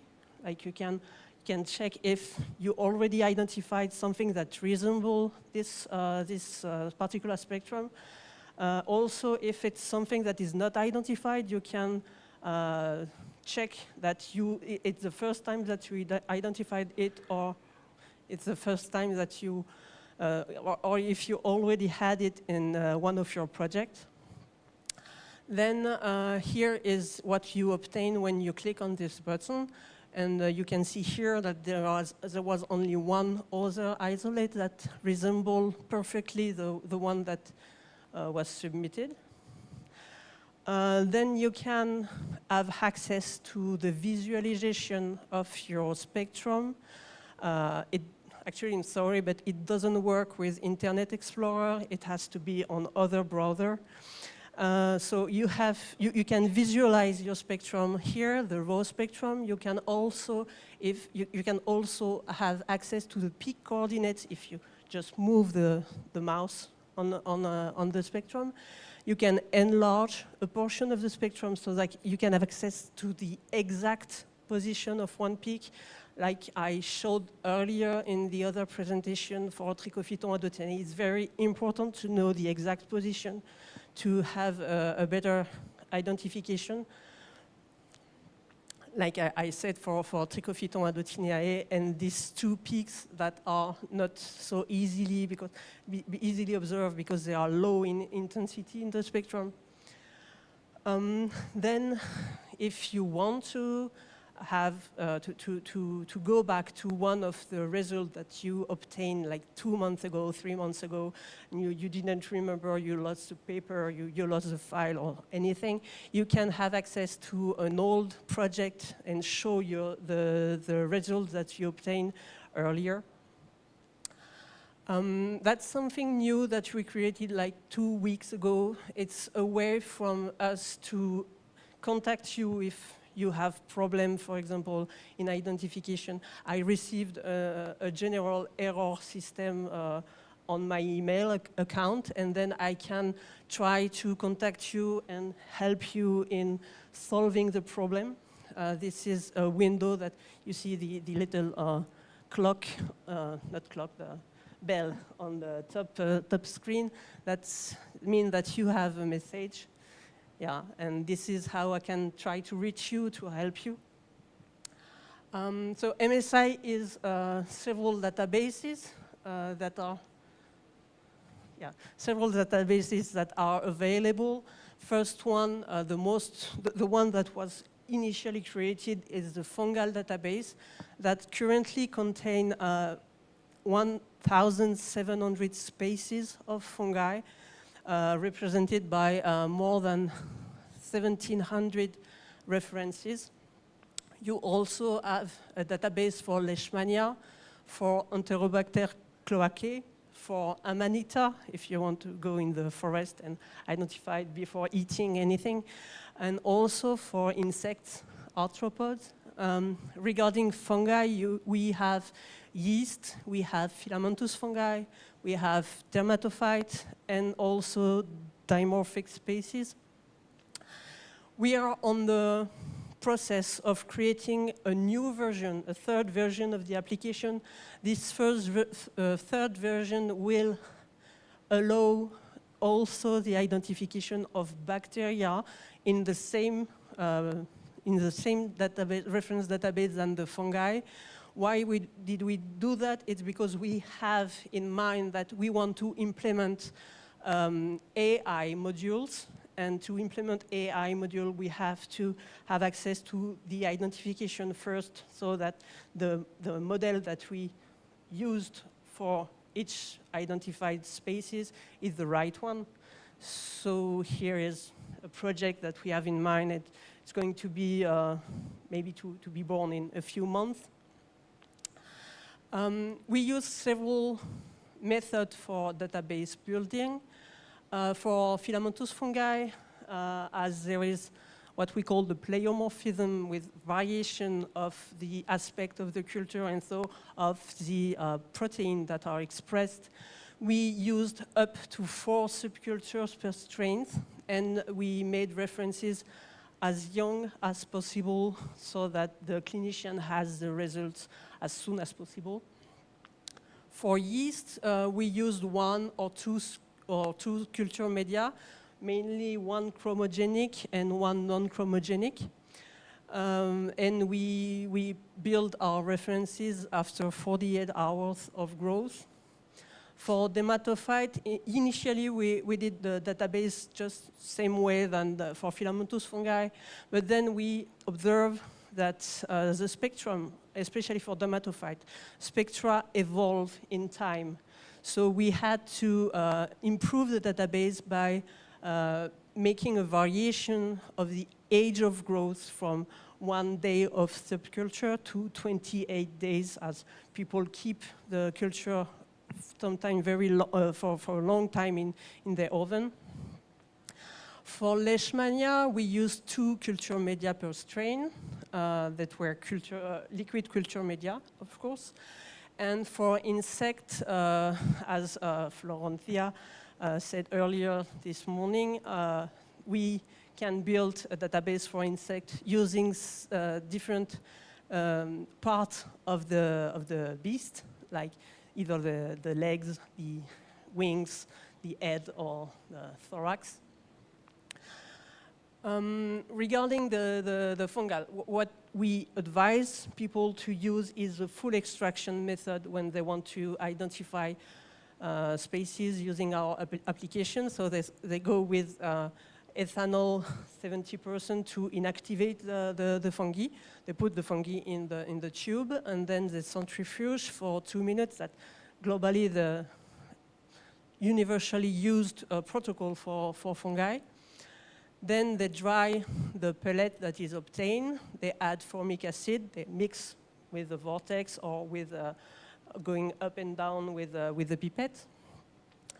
Then they add acetonitrile, pure acetonitrile, and centrifuge for 2 minutes, and that is what is obtained with the supernatant that is deposited on the target.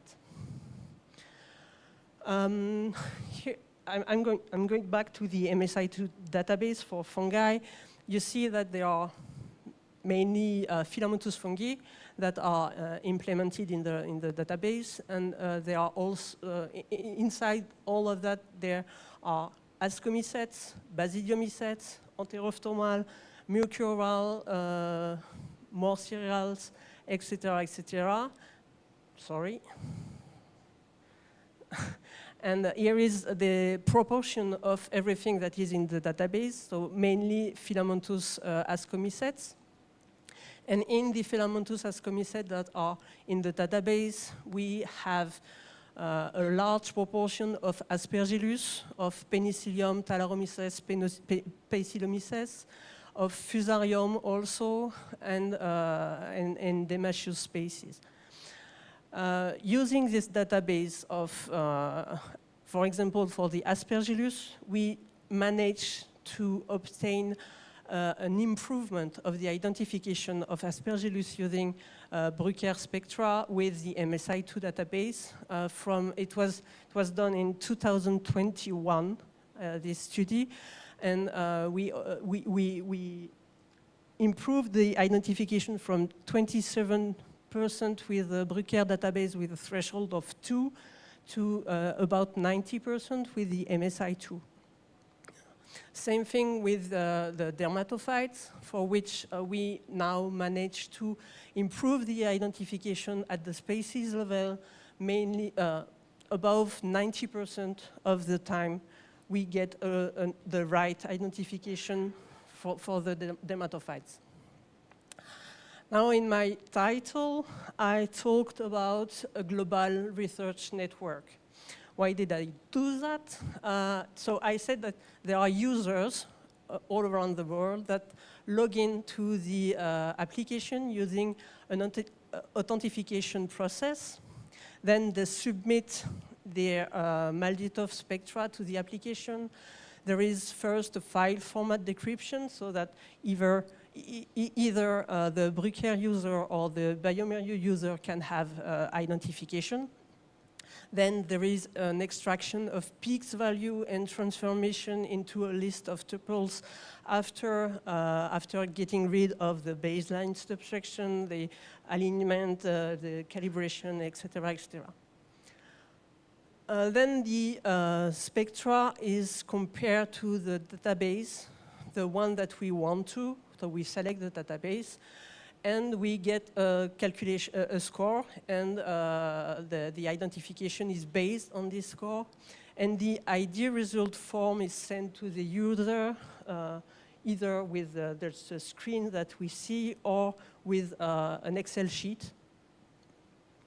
And for each identification, the ID result is stored on the server. The spectra, the physical spectra, is also stored on the server. And the metadata regarding the location of the user and the date of identification are also stored somewhere. Here is the evolution of this data, the metadata by user, the location of the data by user from 2019 to today, with, of course, as I'm French, a lot of French users, because I advertise for the application a lot in France, but also in Belgium, in Spain, and a lot recently with Professor Colombo and Jean, a lot of users in Brazil also, and in the south of America. The same thing regarding the number of spectra that are submitted to the application.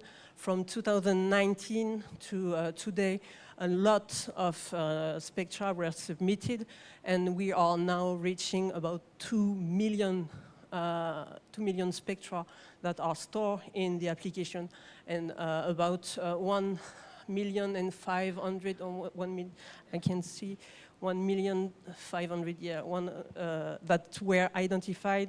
The black bar is the submitted spectrum, the green one are the identified one. So once again, a lot of spectra from France, but also spectra from all over the world. It's a huge source of mycological data, like with we have a lot of Aspergillus spectra that are submitted to the application. That's on the right. And for other microorganisms, like for Fusarium, it's harder to get sufficient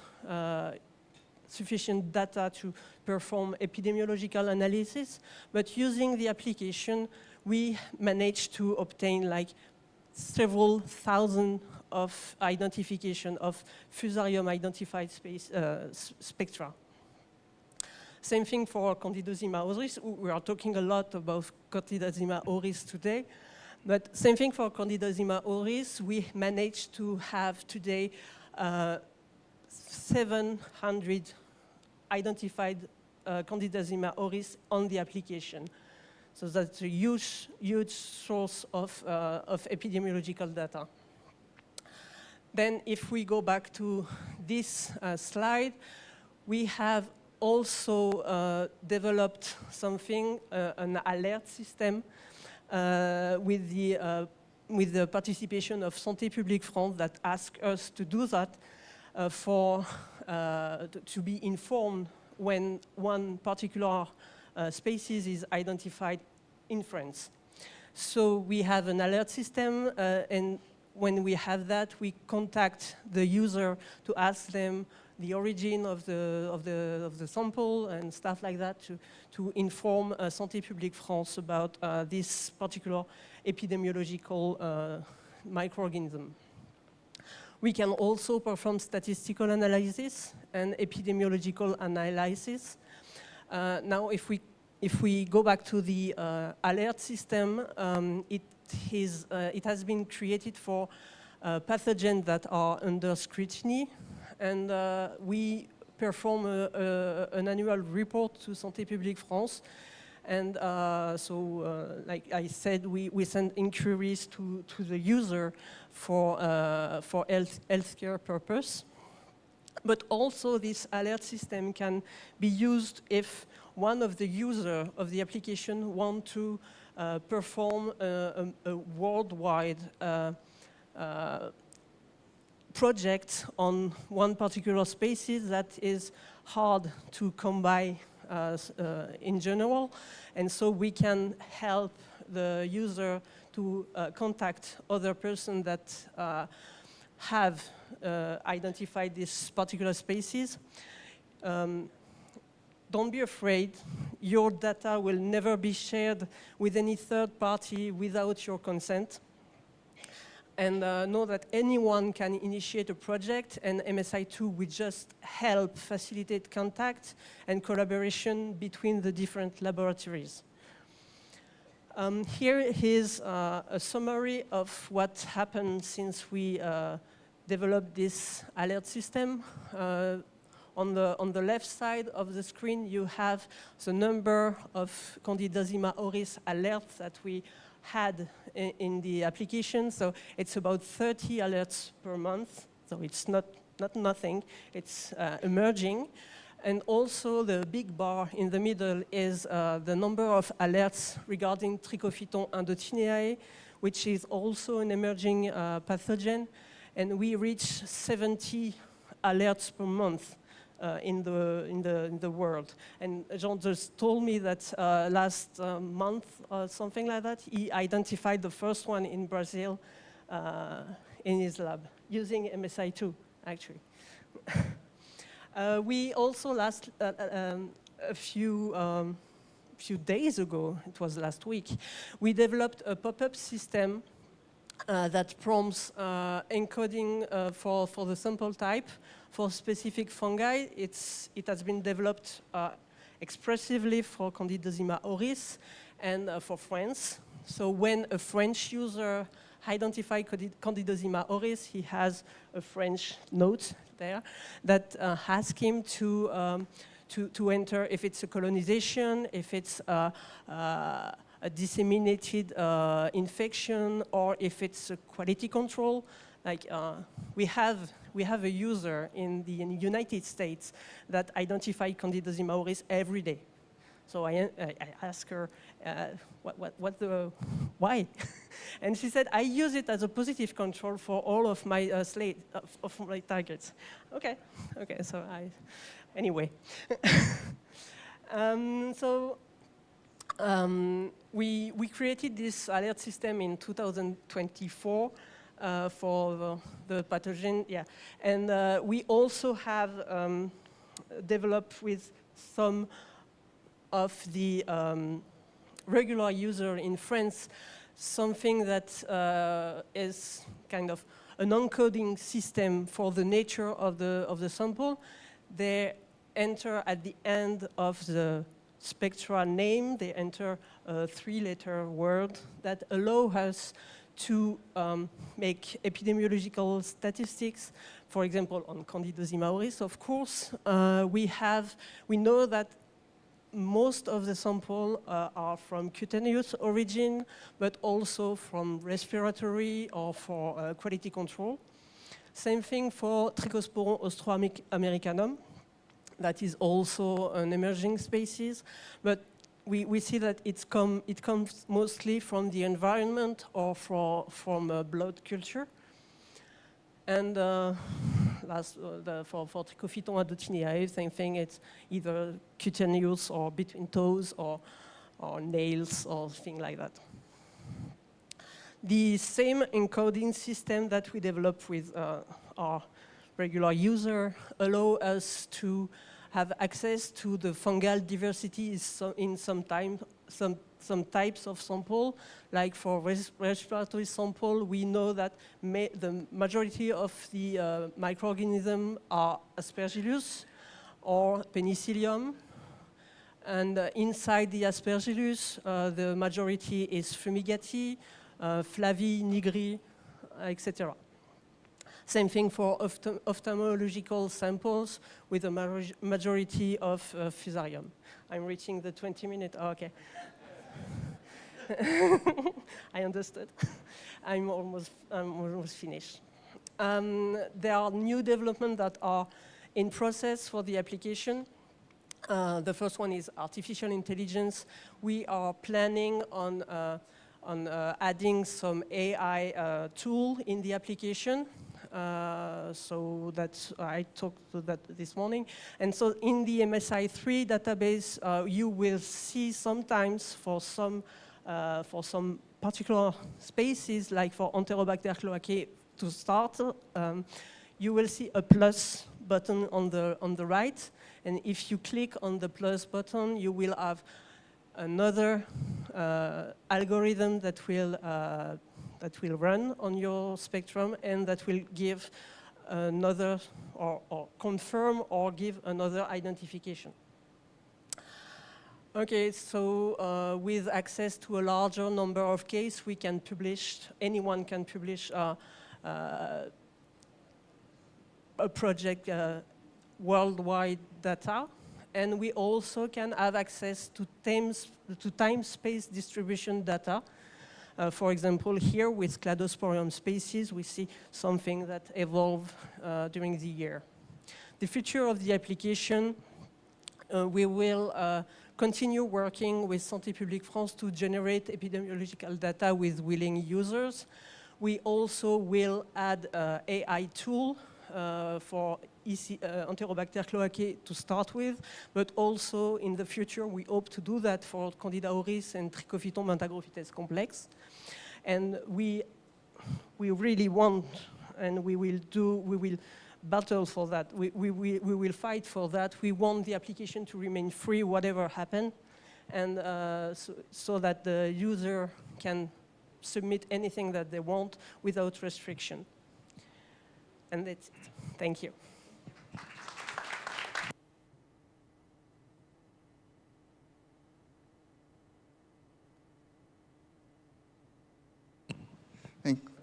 Thank you, Anne.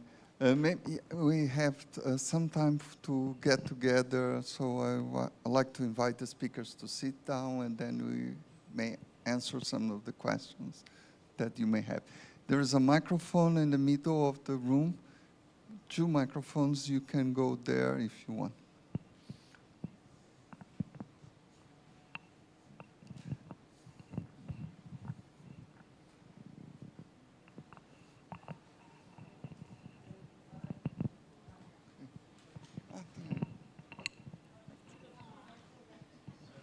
Two micro. 10 minutes, so we have time for 10 minutes for questions.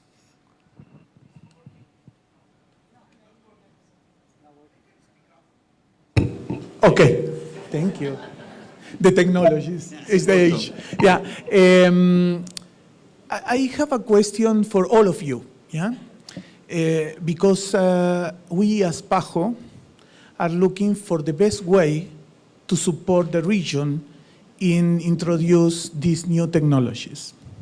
Then my question for all of you is that now we have database in France, database in CDC, database in Argentina, database in the lab of Professor Colombo, database in different places. Which is the best way to work, at least in my opinion, at regional level? Yeah? We have to enter our spectra in 10 different databases to see what we obtain, or we have to have one database where you can enter and compare and obtain a response. Yeah? Why I'm saying that? Because what we try to do always is to have an harmonized way for our countries to obtain results. And what we don't want is that somebody enter in one database and with the same spectra obtain a result as the other country enter to other database, obtain a different result. Yeah, it happened with all the new technologies. With whole genome sequence is exactly the same. Then it's a question for discuss. We will have this discussion next year, probably here in Brazil, when we have our regional network meeting. But it's something that I am very interested to know. What's your opinion as a specialist? And the second question is, you talk about emergencies. And that with the data that Arnaldo entered to your database, you find epidemiological alert. But there are mechanisms internationally, like the international health regulation, where the countries have to report the emergencies. How we link what you are seeing from our region with our regional system of alert? Because if not, just Brazil know that there is an alert of a new pathogen. But the rest of the country will never know about that because they don't use your database. Yeah, these are questions for me that are very important with the macro view at regional level. Yeah? Sorry, two long questions. Okay.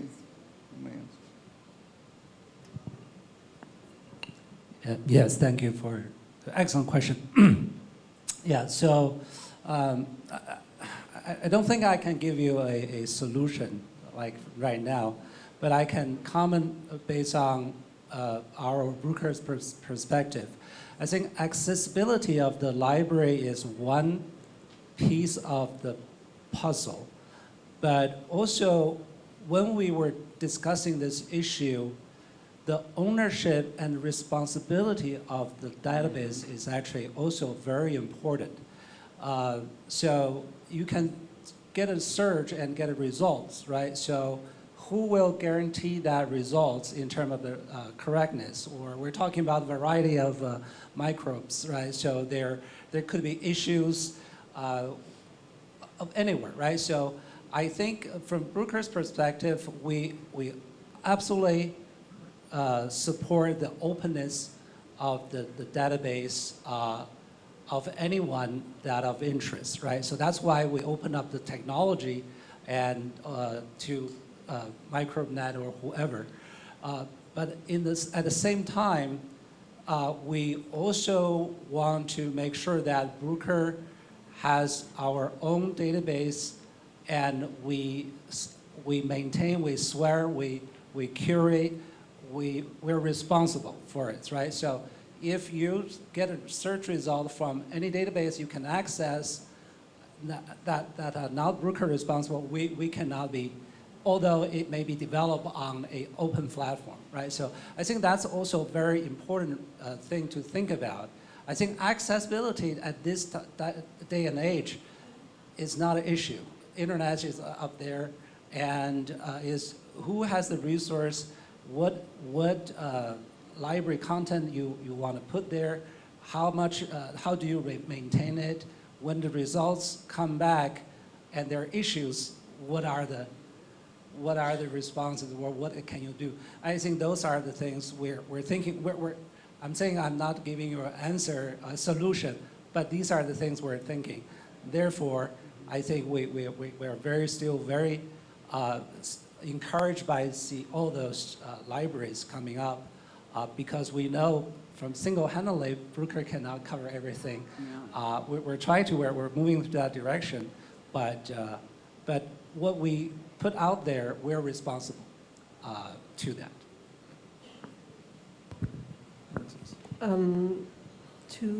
To comment on that, there is currently a European project that is that started this year. It's called MALDI-TOF. It's going to regroup all of the European collection databases into one website, one database. And for the second part of your question regarding the emergency and how how we contact how in France, I can just speak about what's happened in France. So when we have this alert system that is on, we give the identification, the alert to Pasteur, that is the CNR for fungi in France, and also to Santé Publique France, to alert them that there is this particular species that was identified there. So maybe we can think about something like that for other countries. And it can work only if there are a lot of users per country, of course, not just one center. Yeah. Okay.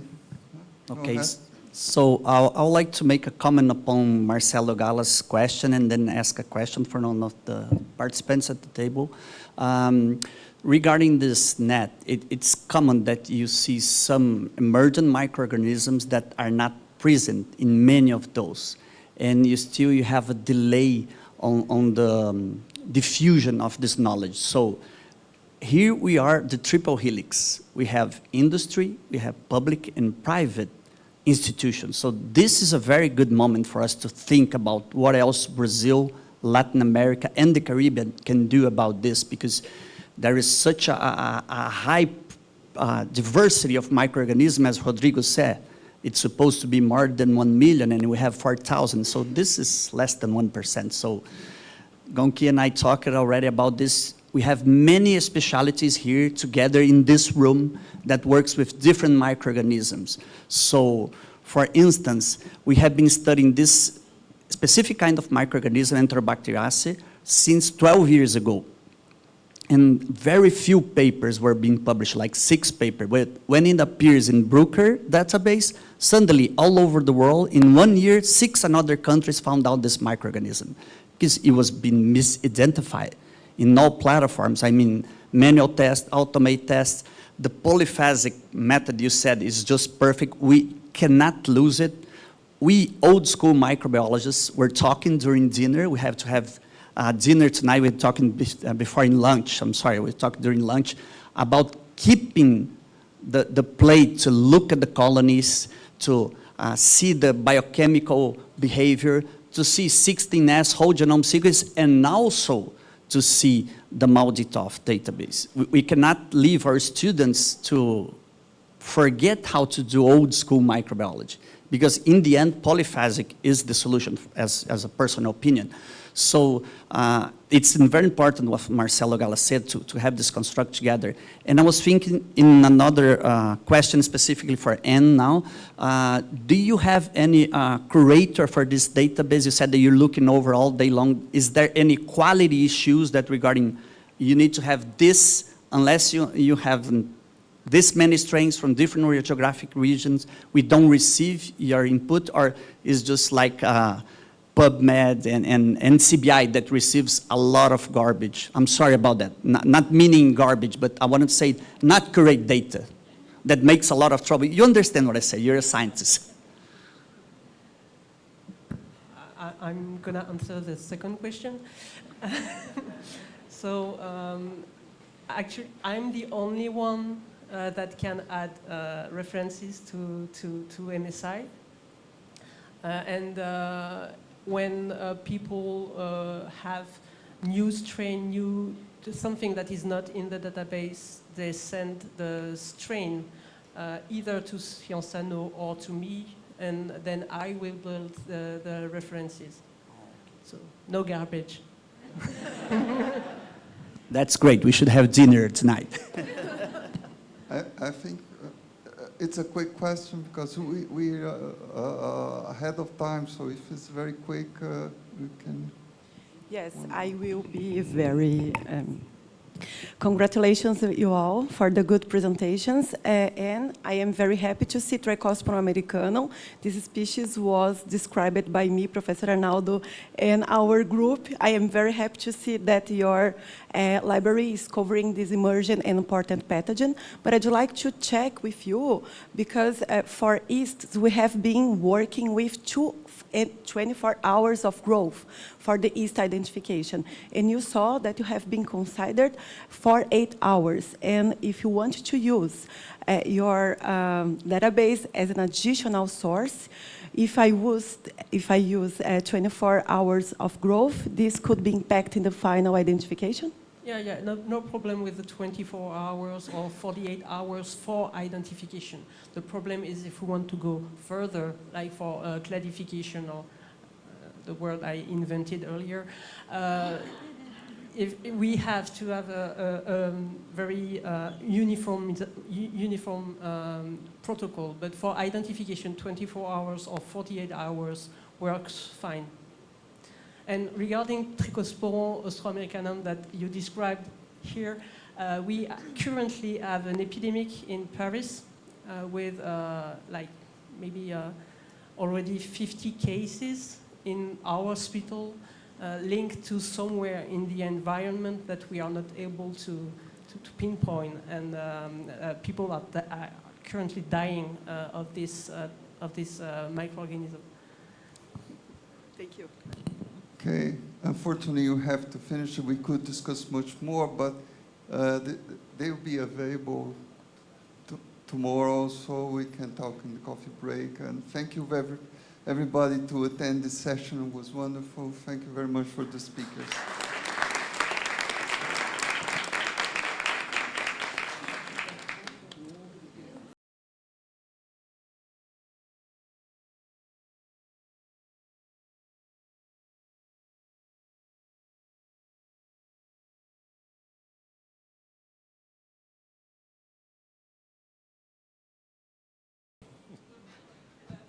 Vamos lá?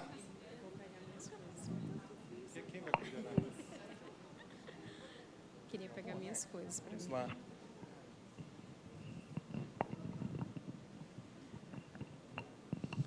Pessoal, boa tarde. Estamos aí na reta final do dia de hoje, que por sinal foi um dia excepcional. Estamos aqui compartilhando conhecimento, reunindo grandes pesquisadoras, pesquisadores e todas as outras profissões aqui para falar de um tema que é tão importante e traz um impacto direto aí no que se refere à pesquisa e diagnóstico. Então, para a Bruker é um prazer imenso participar desse evento. Conte conosco sempre para que isso possa se tornar uma rotina dos anos para frente. E temos aqui a nossa diretora, eu vou passar para ela o microfone só para dar umas poucas palavras, e assim teremos uma jornada da microbiologia. A Caroline também trabalha para a Bruker, vai fazer aí uma analogia bem interessante sobre a maratona da vida, com todos os o nosso portfólio completo, cobrindo aí todos os estágios da vida. Tá bom? Então é um prazer estar com vocês e até logo. Good afternoon. My name is Carla Schneider, and I am the Director of Commercial Operations for Bruker. And I just wanted to give a few words before Carolyn Moonen shares her presentation this afternoon.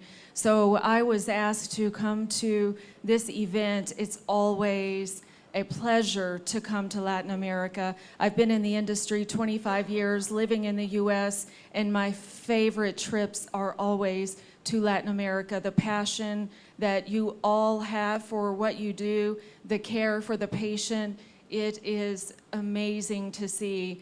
So truly an honor now to get to see this event with the amazing content and all of the presenters and the information that's being shared. So a pleasure and an honor what Dr.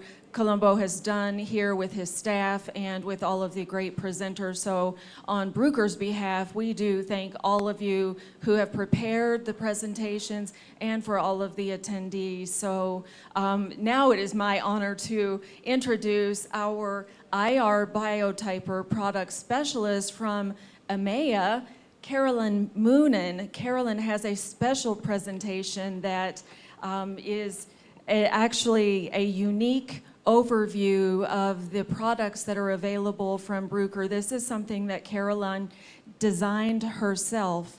So a special overview, and I hope that you will all enjoy it. So I'll hand it over to Carolyn. Join us.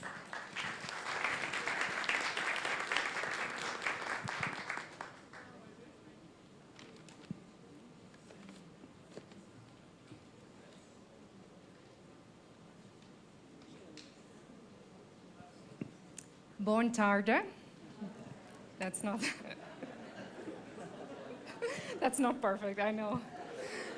Welcome to the Bruker Symposium. It's my pleasure today to take you on a journey of discovery, innovation, and resilience. A journey through life with Bruker's products. And this journey is called the Microbial Marathon. Imagine a young girl named Athena. Athena is curious, adventurous, and like many of us, unaware of the invisible world of microbes that surround her. In this microbial marathon, we will follow her through various life events, both ordinary and extraordinary. And you will see firsthand how Bruker's products and innovative solutions play hidden heroes in her life, lifelines, or just make her a better person. So please join me on this journey. After Athena is born, she's immediately exposed to many microbes in the environment and starts her lifelong journey of microbial encounters that will shape her health. She's born in a hospital where she's immediately exposed to microbes. Whether she's born naturally or by C-section, immediately she starts the colonization of her microbiota. We learned from a 2022 IR Biotyper study that not only the good bacteria are being transferred from her mother to Athena, but unfortunately also we learned that also the bad and the ugly bacteria are being transferred from mother to neonate. So she's born and immediately exposed to risks. She's also loved by her parents, skin-to-skin contact, very important, and introduced to the hospital environment, where her umbilical cord is cut with medical equipment. She's exposed to the air. There's nurses taking care of her. So how can we protect our most vulnerable patients, like Athena? And that is by epidemiological surveillance. That is screening and vigilance of distribution and diffusion of infectious and factors correlated. Thorough and complete enough to enable an efficient control. And that involves, we would call it One Health, the environment, the animals, and of course, humans. So how can we protect Athena and just like many other babies born every day? This is a story, so of course the story of Athena is fictitious, but this is unfortunately a true sad story from Italy. In 2019 in Verona, the city of Verona, 4 babies were killed and 5 babies suffered severe brain injury. There were legal investigations followed by the government, and they found that there was a non-resistant Citrobacter causerie found in the water faucet. So these babies could have been saved. After this investigation, after they found this out, they have now the IR Biotyper for screening. They are monitoring routinely for this possibly Citrobacter causerie outbreak. So luckily for that, for Athena, she's in safe hands, let's say. With that, Bruker has now developed a new tool for surveillance. So how can we protect our most vulnerable patients? And that is with the IR Biotyper, with the IR Tracker in the newest software. The IR Tracker allows for real-time monitoring, surveillance of escape microorganisms and more. The IR Tracker covers for 28 species, so it can be used in real-time monitoring. During a run, you will get immediately a result of high probability of clonality or low probability of clonality. And I will tell more about this tomorrow on the IR Biotyper session. So, monitoring, surveillance, which pathogens are of critical importance here?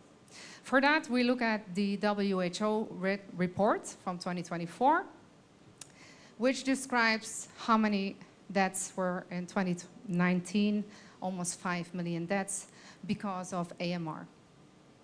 And that is a lot. What can we do? What can you do? But mostly from our standpoint, from Bruker, what can we do to really tackle that and to help you for these critical patients? In this report, I chose 3 microorganisms of critical importance. Of course, we do have solutions for that. So, starting with Acinetobacter baumannii, and I've looked a little bit in the data from Brazil, around 2,000 Acinetobacter baumannii blood infections in 2023. So Acinetobacter baumannii is significant, you know all about it. We've learned all about it today. What do we, Bruker, offer here as a solution? you can do monitoring, source tracking with the IR tracker available on Columbia sheep blood and Müller-Hinton for Acinetobacter baumannii. So you can start monitoring this probability of clonality with the IR tracker. With that, carbapenemase activity detection can be done with our STAR Carba IVD kit, 1 hour incubation, and then you will learn whether there's a possibility of carbapenemase activity detection. And this is working on, so we're looking here with MALDI on the hydrolysis of the beta-lactam ring, and that is detected by a mass shift. So for that, we have solutions here for Acinetobacter baumannii. Continuing to MRSA, also rising problem here. Found worldwide, wherever you go, MRSA is a leading cause of antibiotic-resistant infections. And you might have learned that Elitech is now a Bruker company. So we offer also here in Brazil Elitech products, including the Ingenious, so it's up to 12 samples here, and our multiplex real-time PCR kits that can be used with the Ingenious here. So we have here the MRSA kit that can detect Staphylococcus aureus, and with that also immediately detects if it's methicillin resistance. Of course, today we also presented the subtyping module. We have a subtyping module in RUO that gives a presumptive MRSA hint. So it might be MRSA, so methicillin resistant. And finally, the IR biotyper. We do offer the IR tracker, again, on Columbia sheep blood and Müller-Hinton for Staphylococcus aureus. So you can monitor that. Finally, the third pathogen that I choose for this presentation is a Mycobacterium tuberculosis, a second leading cause of death from a single infectious agent, surpassing only by COVID. We do offer the fluorotyper liquid array assay here for the detection of resistance to rifampicin, isoniazid, and 5 other World Health Organization recommended drugs.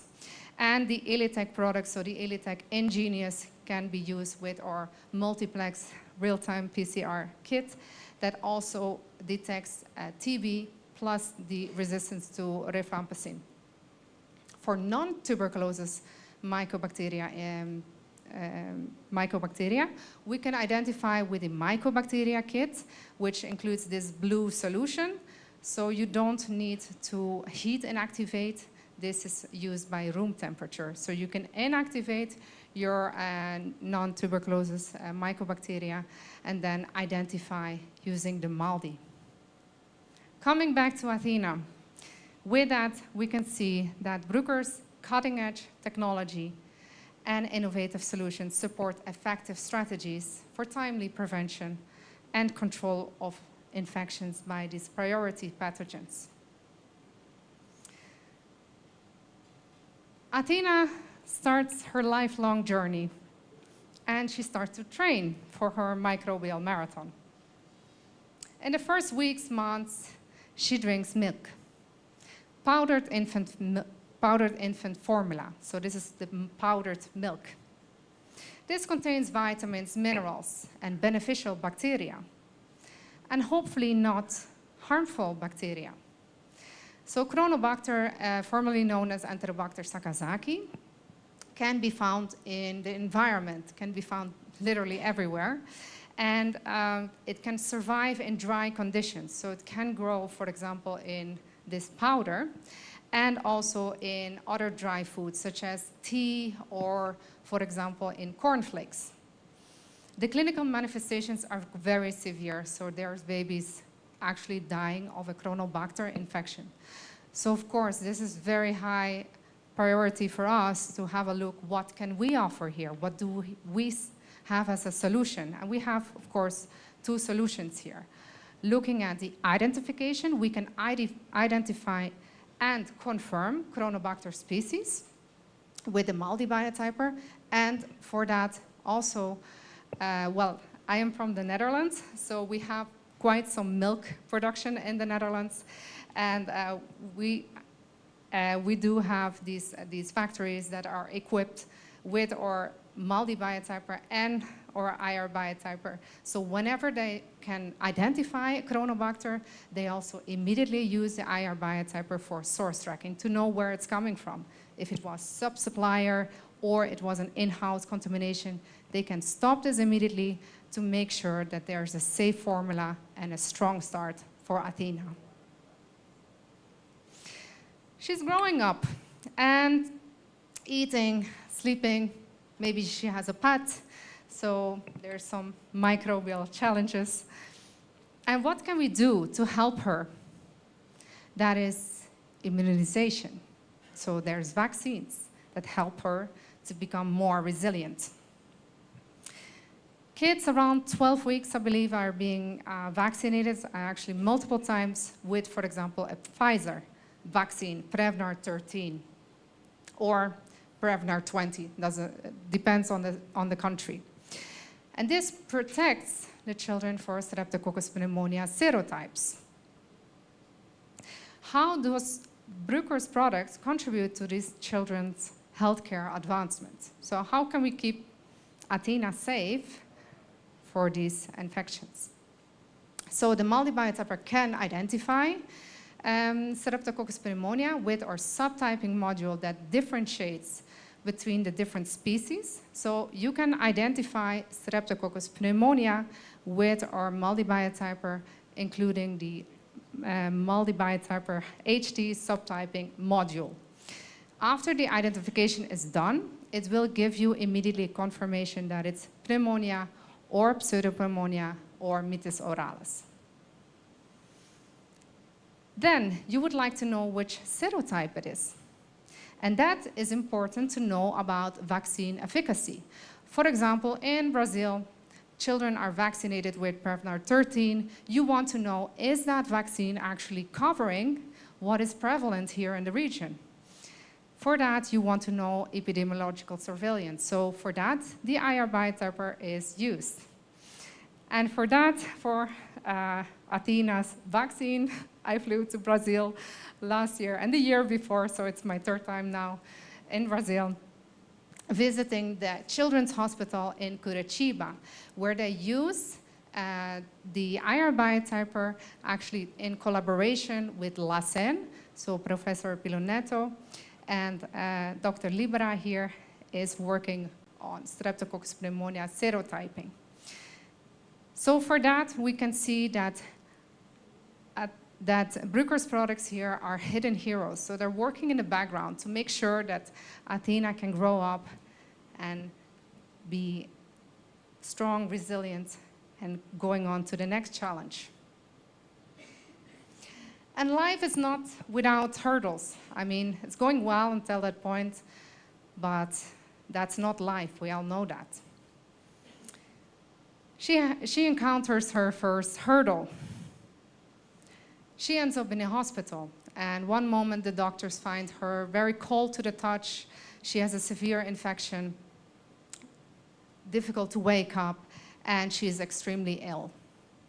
And this is actually from a campaign from UK in United Kingdom, where they want to make aware more doctors about the sepsis, to recognize sepsis in a better way. So with our solutions, we can really be on time here. We offer the Sepsityper solution. That is a Sepsityper kit. So it's to prepare a sample from a positive blood culture. And of course, our Sepsityper solution software. So these are two things that work hand in hand.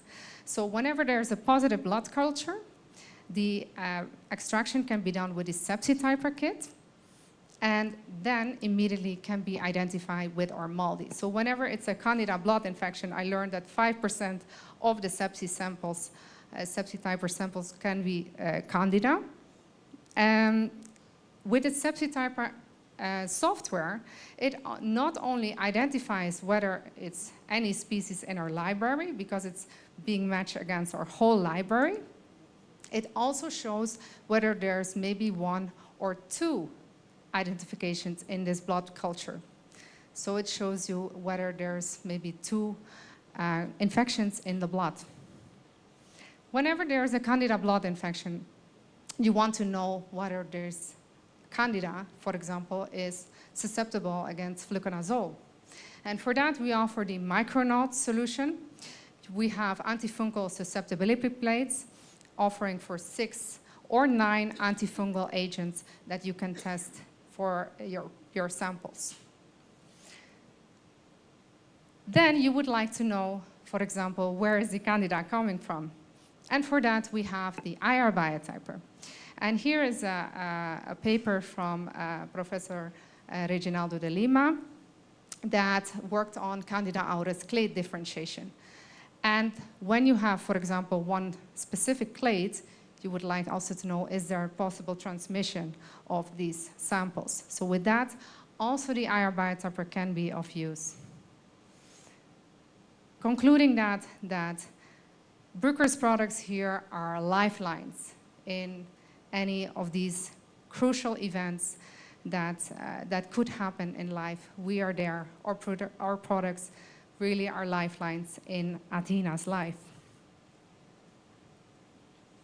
She's growing up, and she's going to explore.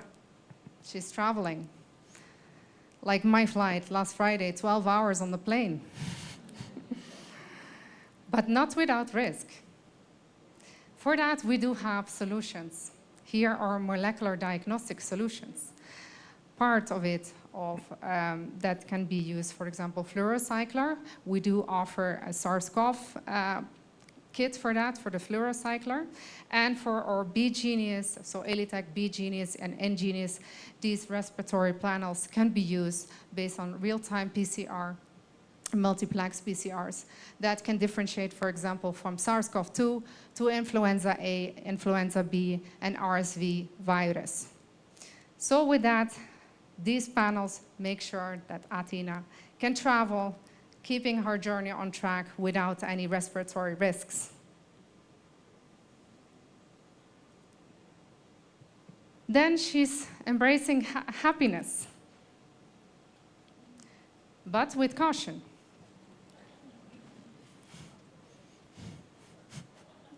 Not too much, but some things she cannot eat. She should be careful of eating certain foods. She enjoys the sushi, but this cannot be because of the risk of listeria. Listeria is found in foods, can thrive in low pH, so that's why blue cheese also can be of risk for listeria. Can be found in eggs, because it's an opportunistic bacteria for animals. It is not so dangerous for pregnant Athena, but it's very, very dangerous for the unborn fetus, because listeria can cross the placenta, and that can lead to serious damage. It can even lead to miscarriage, stillbirth. Of course, we do have solutions for safe food for her and her unborn child. With that, we have the listeria identification of Listeria monocytogenes. So this can be done with a subtyping, RUO module. So this differentiates between Listeria monocytogenes, innocua, Ivanovi, etc. And of course, when we want to know where a Listeria is coming from, we would like to know the serogroup of Listeria monocytogenes.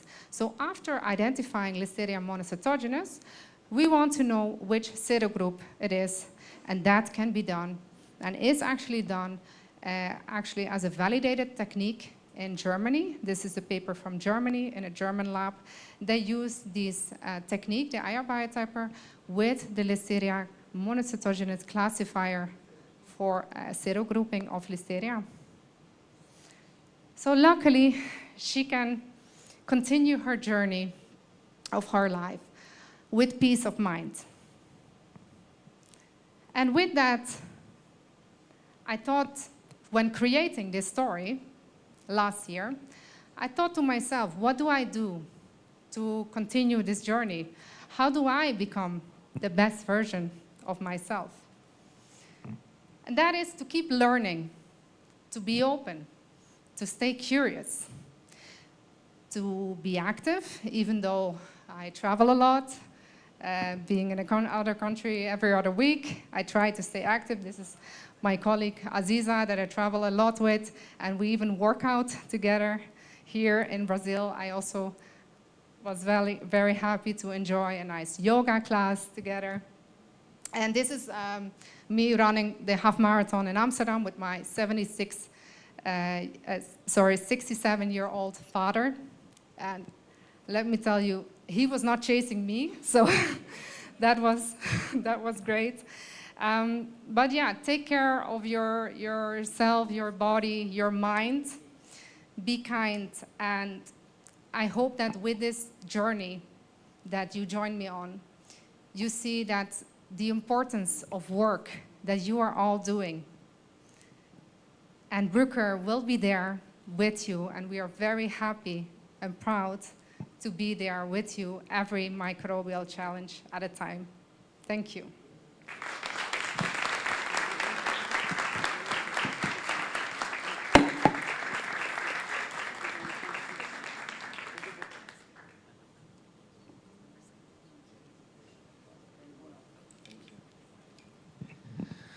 Caroline, thanks so much.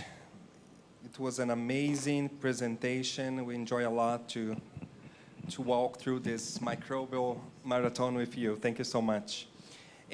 Então, a ideia agora é trazer um caso real para essa maratona da vida. Não? Então, nós convidamos a nossa digníssima química Rosário, do Instituto de Cardiologia da Cidade do México, para que ela possa contar um pouquinho da experiência dela, utilizando os produtos da Bruker, especificamente o MALDI-TOF.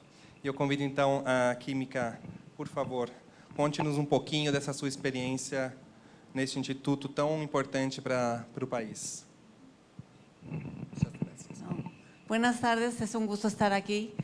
Agradezco mucho la invitación por parte de Carla y también de Rodrigo, que me hicieron la parte de un sueño, el estar aquí, porque hace mucho tiempo me había comentado Rodrigo. Yo tengo ya 15 años de estar utilizando el equipo de MALDI, manejo Sensitive Typer y también manejo el Ingenius.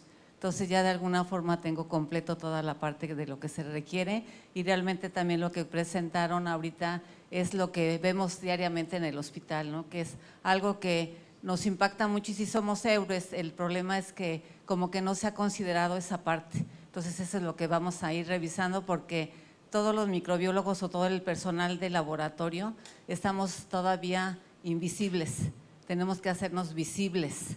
Esa es la parte que tenemos que manejar, y ahí creo que vamos caminando hacia allá, pero todavía nos falta. Entonces tenemos que manejar esa situación. Entonces les voy a dar la experiencia que nosotros tenemos con la parte del MALDI-TOF, pero más específicamente en lo que es Sepsityper, que es lo que nos ha ayudado, porque somos un hospital que manejamos más o menos entre 400 y 500 hemocultivos por mes, por el tipo de pacientes que a veces tenemos con endocarditis, y que ahí también es un punto clave el tener el MALDI, porque tenemos microorganismos que a veces no se pueden identificar con las bioquímicas convencionales ni con los sistemas automatizados. Entonces nos ha dado la oportunidad también de poder revisar esta parte. Nos vamos a iniciar, por favor. Si me puede… Entonces vamos a ver dentro de estos pequeños momentos, y que de alguna forma también les agradezco mucho, porque ya todo el mundo estamos cansados y todavía están aquí, entonces doble agradecimiento para ustedes. Vamos a ver una parte de lo que es la introducción respecto a mi hospital, y la parte de lo que son las diferentes etapas que tenemos en el laboratorio, la etapa preanalítica, analítica, post y postanalítica. Generalmente siempre se han visto 3 etapas.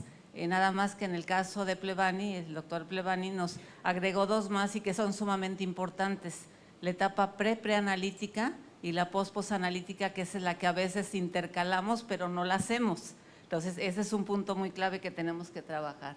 Les vamos a dar también, perdón, algunos casos clínicos que hemos tenido y los mensajes que se van a llevar, ¿sí? Pues el Instituto Nacional de Cardiología tenemos en total 200 camas, que son las que son viables, y que de alguna forma… Aparte tenemos la parte de lo que es urgencias. Generalmente se tiene un egreso de 500 casos de estos pacientes. En el caso de los hemocultivos, como les había mencionado, tenemos 400 con un porcentaje de un 7% de positividad, que es lo que se maneja por parte también de CLSI y que de alguna forma también nosotros lo tenemos controlado. Y el laboratorio de microbiología, del cual yo soy la parte de la jefatura, tengo un jefe infectólogo, pero realmente estoy muy orgullosa de tener el laboratorio que tenemos porque se han hecho muchas cosas para bien de nuestros pacientes, ¿sí? Trabaja 24/7, desde hace 20 años tenemos esa parte de trabajar 24/7, porque es dar la oportunidad de un resultado. ¿Para qué tenemos los equipos automatizados si los automatizados fines de semana no trabajan o trabajan de 7 a 3? Entonces tenemos hemocultivos, el equipo, tenemos la automatización de la parte de lo que es los sistemas automatizados para identificación, pero ¿quién revisa eso el fin de semana? O cuando hay puentes. Pues ahí es donde también es otra pregunta que tenemos que hacer, ¿sí? En total tengo a mi cargo 27 profesionales, los cuales son profesionales y expertise en la parte de microbiología. Tenemos la parte de lo que es tecnología de vanguardia, por lo que ya les había mencionado. Tenemos todo estandarizado con los lineamientos de lo que es la parte de CLSI, la parte del CAB y de la parte de UCAS. Todo está de acuerdo a lineamientos también del Instituto del MALDI, que muchas cosas hemos también tomado de esa parte, ¿sí? Y estamos certificados bajo la norma 9001-2015 desde hace también 15 años. No hemos hecho todavía la parte de la 15189, aunque ya estamos a punto de poderlo lograr, sin embargo a veces el presupuesto es el que no alcanza, es difícil, ¿sí? Sobre todo para el área de microbiología, que son muchas pruebas las que tenemos que manejar, ¿sí? Ahora bien, ¿cuál es la importancia que tenemos nosotros como laboratorio de microbiología? Somos pilares de infecciones asociadas a la atención a la salud, de la parte de la detección de resistencia y por último, ahora con el programa de optimización de antibióticos. Somos el punto clave y como que todavía no nos hemos dado cuenta de esa situación. Somos los pilares, por eso les digo que nos tenemos que hacer visibles. Eso es lo que tenemos que hacer ya como grupo porque realmente es la parte que tiene que considerar el área médica para que también nos den el lugar que nos corresponde también como parte, aunque estemos detrás de un paciente, realmente estamos también apoyando al paciente. De ahí también la importancia de que vamos a ver algo sobre las etapas y que ahí es un punto también que tenemos que reforzar. El laboratorio de microbiología que se dedica pues a hacer la identificación del agente etiológico y del perfil del antibiograma. Sí, que también en el caso de la parte de resistencia, en el perfil, tenemos muchas áreas de oportunidad. Manejamos los sistemas automatizados, pero las pruebas convencionales, fenotípicas que nos ayudarían mucho, no se hacen. Entonces, no podemos dejar la parte de fenotipos fuera de laboratorio. Tenemos que estar trabajando tanto la parte de sistemas automatizados como la parte de las bioquímicas, incluso hasta con el MALDI. Hay puntos claves que tenemos que reforzar con la parte del equipo de MALDI, ¿sí? Y también con qué finalidad, pues para dar resultados oportunos, confiables y que tengan un impacto clínico. Ese también es otra de las situaciones. Tenemos que saber esos resultados que nosotros estamos dando, convertirlos en informes y esos informes ver qué impacto clínico tiene, porque creo que eso también nos falta. No sabemos si realmente nuestros informes, la parte de, sobre todo de resistencia o de perfil de susceptibilidad, le ayudó al paciente. Eso siempre estamos fuera de esa situación. Yo lo que hago es que cada mes reviso con la parte de infectología y aparte reviso expedientes al azar. Y entonces ya de eso comento con el equipo de trabajo y entonces ellos valoran su trabajo que están realizando, porque ven que sí realmente tiene un impacto en el paciente, ¿sí? Por otro lado, ¿para qué también tenemos que hacer esta parte de que sean oportunos? Pues para evitar errores de retraso, ¿sí? Que esos errores de retraso, ¿en qué nos van a dar oportunidad o qué vamos a hacer en este tipo de diagnóstico y tratamiento? Evitar eventos adversos y eventos centinela. En laboratorio no tenemos todavía la cultura de manejar eventos centinela y eventos adversos o cuasifallas. Cuasifallas es antes de que se presente, pero eventos adversos y eventos centinela, muchos de esos eventos son participación del laboratorio de microbiología.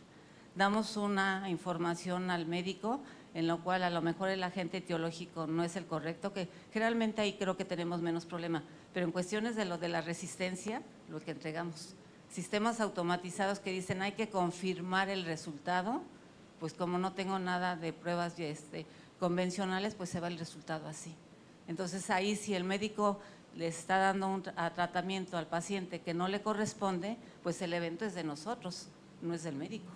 ¿Sí? Pero sin embargo no tenemos todavía la cultura de manejar esa situación. Nosotros ya tenemos 10 años dentro de la parte de nuestros procedimientos, tener todo lo que es cuasifallas, eventos adversos, eventos centinela, y estamos directo con la parte de la unidad de calidad que lleva el comité de eventos adversos. Y entonces con eso también nosotros nos damos cuenta si hay alguna situación y notificamos también a este comité. ¿Sí? Ahora bien, ¿cómo es que manejamos el laboratorio? Que es algo que también tenemos que considerar.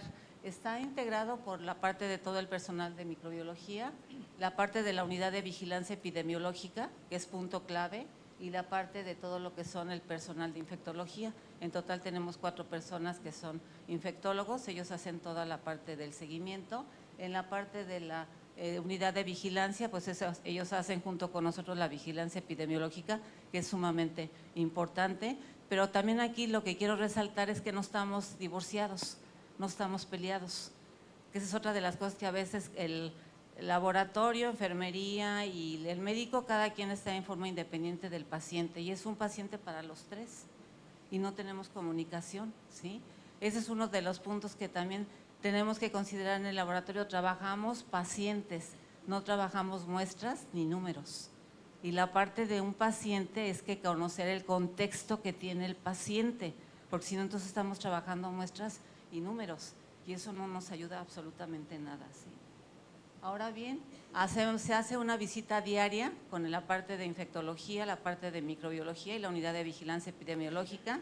Se levanta una parte también de lo que es una hoja de visita en donde se ponen las muestras que son positivas, si hay presencia de leucocitos, si ya tiene muestras relacionadas, para que realmente se pueda hacer un diagnóstico integral y que además estemos las áreas correspondientes, ¿sí? Además, todo esto se hace en la parte de gestión del diagnóstico. Ya ven que ahora está mucho la parte de antimicrobial stewardship y la parte también de diagnóstico stewardship. Entonces, eso es lo que se integra, que creo que es lo que nos hace también falta, como que lo dejamos todo independiente y tenemos que manejar el contexto del paciente. Ahora bien, en el caso de la parte de lo que es cómo se maneja lo convencional del MALDI, con la parte de la convencional con bioquímicas o sistemas automatizados, más la parte de lo que es MALDI, aquí les hice una parte de una comparación. El tiempo es el que nos lleva, y que de hecho ya han hablado mucho de esta situación del tiempo que se lleva, y ahorita con el Sensityper también es mucho más el día que sale el hemocultivo positivo ya se puede dar un resultado de por lo menos de la identificación. En lo cual les vuelvo a mencionar, si en fines de semana no se trabaja, pues para qué tenemos lo del equipo, ¿sí? Entonces vean aquí, la idea es de que ustedes también sepan que no hay que olvidar la parte de bioquímicas convencionales, ¿sí? Se va viendo el tiempo de la parte de lo que se está manejando, ¿sí? Y si ustedes ven el tiempo que se va ocupando por la parte convencional, que esta quedó en español, se va manejando de 4 a 24 horas, el día tercero, día cuarto y día quinto. A veces nos lleva 5 días en entregar un resultado de un hemocultivo. Si en eso se puede manejar en 2 días, 3 días máximo, ¿sí? A veces lo que nos retrasa un poquito es que tenemos que confirmar resultados de resistencia, pero eso también hay que hacérselo saber al médico porque dicen, no, pues entonces, ¿para qué les mando los cultivos si me van a tardar 5 días? Porque hay que hacer también la confirmación de resistencia, pero se puede hacer muy a la par. Ahorita también les voy a comentar algunas cosas que también nosotros manejamos, en las cuales se reduce el tiempo porque tenemos kits de resistencia para carbapenemasas, que es lo más importante, meticilino, y para la parte de lo que es, me falta uno, de la resistencia, ustedes ahorita me van a acordar, ¿sí? Ahora bien, esto también ¿para qué lo utilizamos? Para ver la epidemiología microbiana. Si esos resultados no los damos a conocer para verificar y que el médico pueda dar tratamientos iniciales mientras que sale el resultado, y sobre todo en laboratorios que no trabajan 24/7, eso ayuda muchísimo, ¿sí? Porque tiene una epidemiología local. Hay una epidemiología internacional o a nivel de Latinoamérica, eso, pero a veces está muy fuera de lo que nosotros manejamos como hospital. Entonces, lo que tenemos que hacer es la epidemiología del hospital para que en base a eso puedan ellos asignar un tratamiento inicial. Entonces, estos resultados se tienen que dar a conocer a los médicos. Nosotros los damos cada 3 meses, revisan con infectología y sobre eso, en el caso del hospital, únicamente quien está asignado para dar la parte de los tratamientos con antibióticos son los infectólogos. Si el infectólogo no libera un antibiótico, no hay forma de que lo liberen más. Y eso nos ha ayudado mucho a controlar las infecciones nosocomiales, porque ese es un punto clave. El que se abuse de antibióticos, eso también da esa situación. Entonces eso nos ayuda y además de que tengan un resultado de laboratorio. Con eso ya dan la parte que se tiene que manejar, pero los iniciales se dan con la parte de epidemiología microbiana, ¿sí?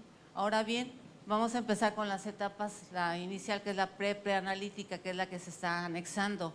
Esa etapa es sumamente importante porque nos da el contexto del paciente, nos da la parte de qué es lo que tiene mi paciente, manejando lo que es la edad, el nombre completo, el género, la parte del tipo de muestra, el método de recolección. Acuérdense que en el caso del urocultivo puede ser por sonda, puede ser emisión directa, entonces ahí también eso se tiene que modificar o tener consideración, ver si tiene antibióticos previamente antes de que se les tomara las muestras. Ese es uno de los problemas que siempre tenemos en los laboratorios. Si no se trabaja 24/7, pues el paciente llega con toda la farmacia. Entonces, pues ahí también ya no podemos hacer muchas cosas, que aunque ya nos ayuda mucho de la tecnología que hay, pero sí es importante que no se dé antibiótico antes de la parte de lo que son las pruebas. El diagnóstico clínico y infectológico, para que trabajemos el contexto del paciente, no nada más muestras y números. Y el tiempo de recolección, que es muy importante para la parte de los hemocultivos, para diferenciar si es por catéter o por la parte que es periférica, ¿sí? Entonces nosotros tenemos esta solicitud en la cual tiene todos esos datos, más ya datos de la parte de laboratorio y sí tiene también muestras relacionadas. ¿Por qué es importante las muestras relacionadas? Porque en el caso de los hemocultivos podemos verificar si son bacteremias secundarias o no. Entonces ahí es donde tenemos también que considerarlo. Ahora bien, les voy a presentar cómo hacemos todo este proceso en la parte ya para poder aplicar el sepsityper, previamente también o posteriormente manejando el MALDI. Estas son fotografías directamente de laboratorio. Lo que hacemos es que en cuanto llega la muestra se revisa toda la solicitud, se hace la parte de identificación con las etiquetas y posteriormente se introduce al equipo de MALDI, ¿sí? Si el equipo de MALDI nos da que ese es positivo, inmediatamente lo que manejamos es ver el gráfico, porque a veces puede dar falsos positivos. ¿Se acuerdan que falsos positivos puede ser por la presencia de leucocitos? Entonces también es otro de los puntos que a veces ahora en muchos laboratorios directo empiezan a hacer pruebas. No, pues directo tienen que hacer primero la tinción de Gram para que sepan qué es lo que se está manejando, por si no, entonces cómo lo van a poder trabajar, ¿sí? Pero desgraciadamente ahora también las pruebas primordiales, que es la tinción de Gram, la parte de catalasa, coagulasa y oxidasa, ya con el MALDI no lo realizan. Y yo estoy viendo muchas caritas que me hacen así y así. Entonces ya me estoy dando cuenta, ¿sí? Entonces no es de aquí, es de todos los laboratorios que tenemos esa situación.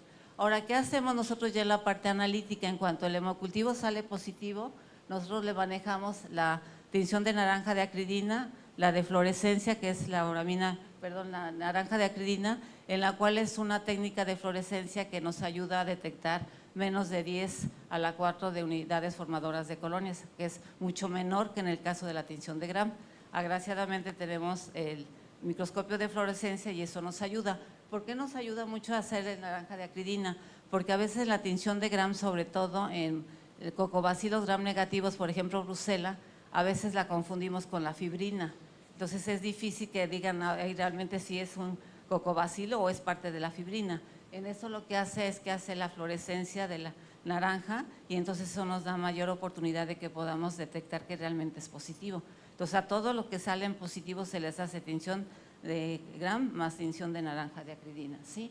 Posteriormente ya se pasa a la parte de hacer la extracción con el sepsityper, que de alguna forma nos va a dar la identificación inmediata en 15-20 minutos. Y aparte le hacemos por pruebas de detección de beta-lactamasa directo del hemocultivo.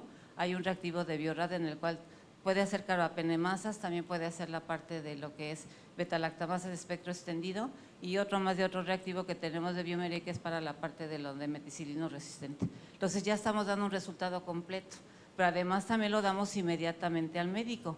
Pero les digo, tenemos 24/7. Entonces ahí da la oportunidad de que en cuanto sale el hemocultivo positivo, inmediatamente se da el resultado. Ahora bien, después ya se siembra en los medios de cultivo universales, que sería sangre, chocolate y maconque, independientemente de lo que hayamos visto en la tinción de Gram, porque a veces también en el maconque nos da algunas alternativas para la parte de Gram positivo, ¿sí? Se hace también la observación y posteriormente ya se hace la inoculación para hacer la parte del sepsityper y hacer la parte de la lectura, ¿sí? Entonces, ahí están también ya la parte de los gráficos, se da el resultado inmediato, se comenta con los infectólogos, tenemos la forma también de reportar. Acuérdense que en el caso de los hemocultivos es un resultado alerta, ¿sí? Entonces, ahí se tiene que reportar inmediatamente para que empiece a dar el tratamiento, ¿sí? Ahora bien, esos son los microorganismos que hemos aislado por paciente en el caso de los hemocultivos positivos. Si ustedes ven, pues tenemos una gran variedad, tenemos enterobacteriales, no enterobacteriales, que agraciadamente no hemos tenido a partir de lo que fue la parte de la pandemia.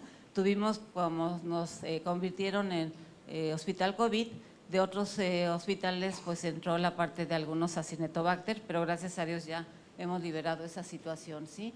Tenemos estafilococo aureus sosa, en la cual son estafilococos diferentes a estafilococo aureus. Generalmente por las válvulas podemos tener también coagulasa negativo. Los streptococos viridas, que eso nos ha ayudado mucho en el caso del MALDI. La parte fenotípica de los viridas era muy difícil para poder identificar la especie, o bien como también hace un momento también comentaban de la parte de mitis con la parte de neumococo y paraneumococo, porque también es algo que no se identificaba. Entonces ahorita tenemos ya la oportunidad de poderlo hacer, aunque también se hace por pruebas convencionales, ¿sí? Porque también para ver para la parte del streptococo, neumonía, también tenemos pruebas para poder realizar eso. Tenemos enterococo, Candida albicans y los fastidiosos. Al inicio de las pláticas del día de hoy alguien comentaba del grupo JASEC, de que son Haemophilus, Actinobacillus, la Cardiobacterium, Echinella y Quinguela, aunque ahora ya cambió algunos de los nombres, que ya se hizo una modificación, que eso también ayuda mucho en la parte del MALDI. Si ustedes también adquieren la parte del manual de MALDI por CLCI, viene una revisión muy completa y además viene qué tipo de microorganismos ya también cambiaron el nombre. Entonces eso también nos ayuda y también decirle al médico, porque lo dice, oiga, ahora se lo sacó de la manga, ¿no? Porque pues es un microorganismo que no conozco, ¿no? Pues hay que ponerlo entre paréntesis que fue el anterior y que actualmente es con lo que se está manejando. Algo, por ejemplo, en las cándidas cambiaron mucho la parte de la nomenclatura, entonces ahí también tenemos que revisar esa parte, ¿sí? Ahora bien, en el caso de los que se identificaron por sepsityper, también aquí tenemos igual de los que mismos que estuvimos trabajando, la parte de también que se pueden identificar.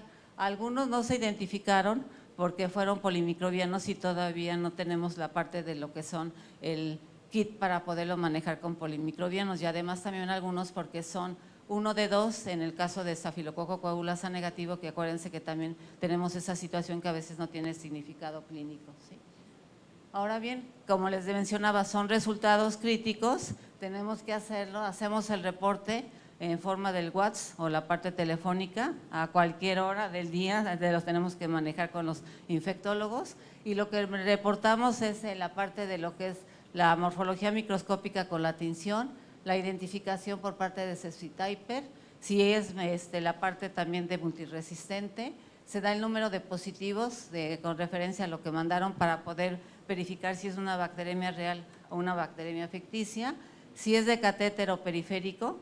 Acuérdense que también ahí solamente con sistemas automatizados podemos ver la diferencia de 2 horas, y también si tiene muestras relacionadas para ver si es una bacteremia secundaria.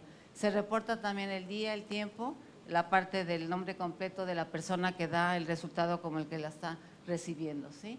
Y además acuérdense que aquí tiene que ser tener en cuenta la acción esencial, pero no es la 1 es la identificación del paciente, la 2 es de la comunicación correcta.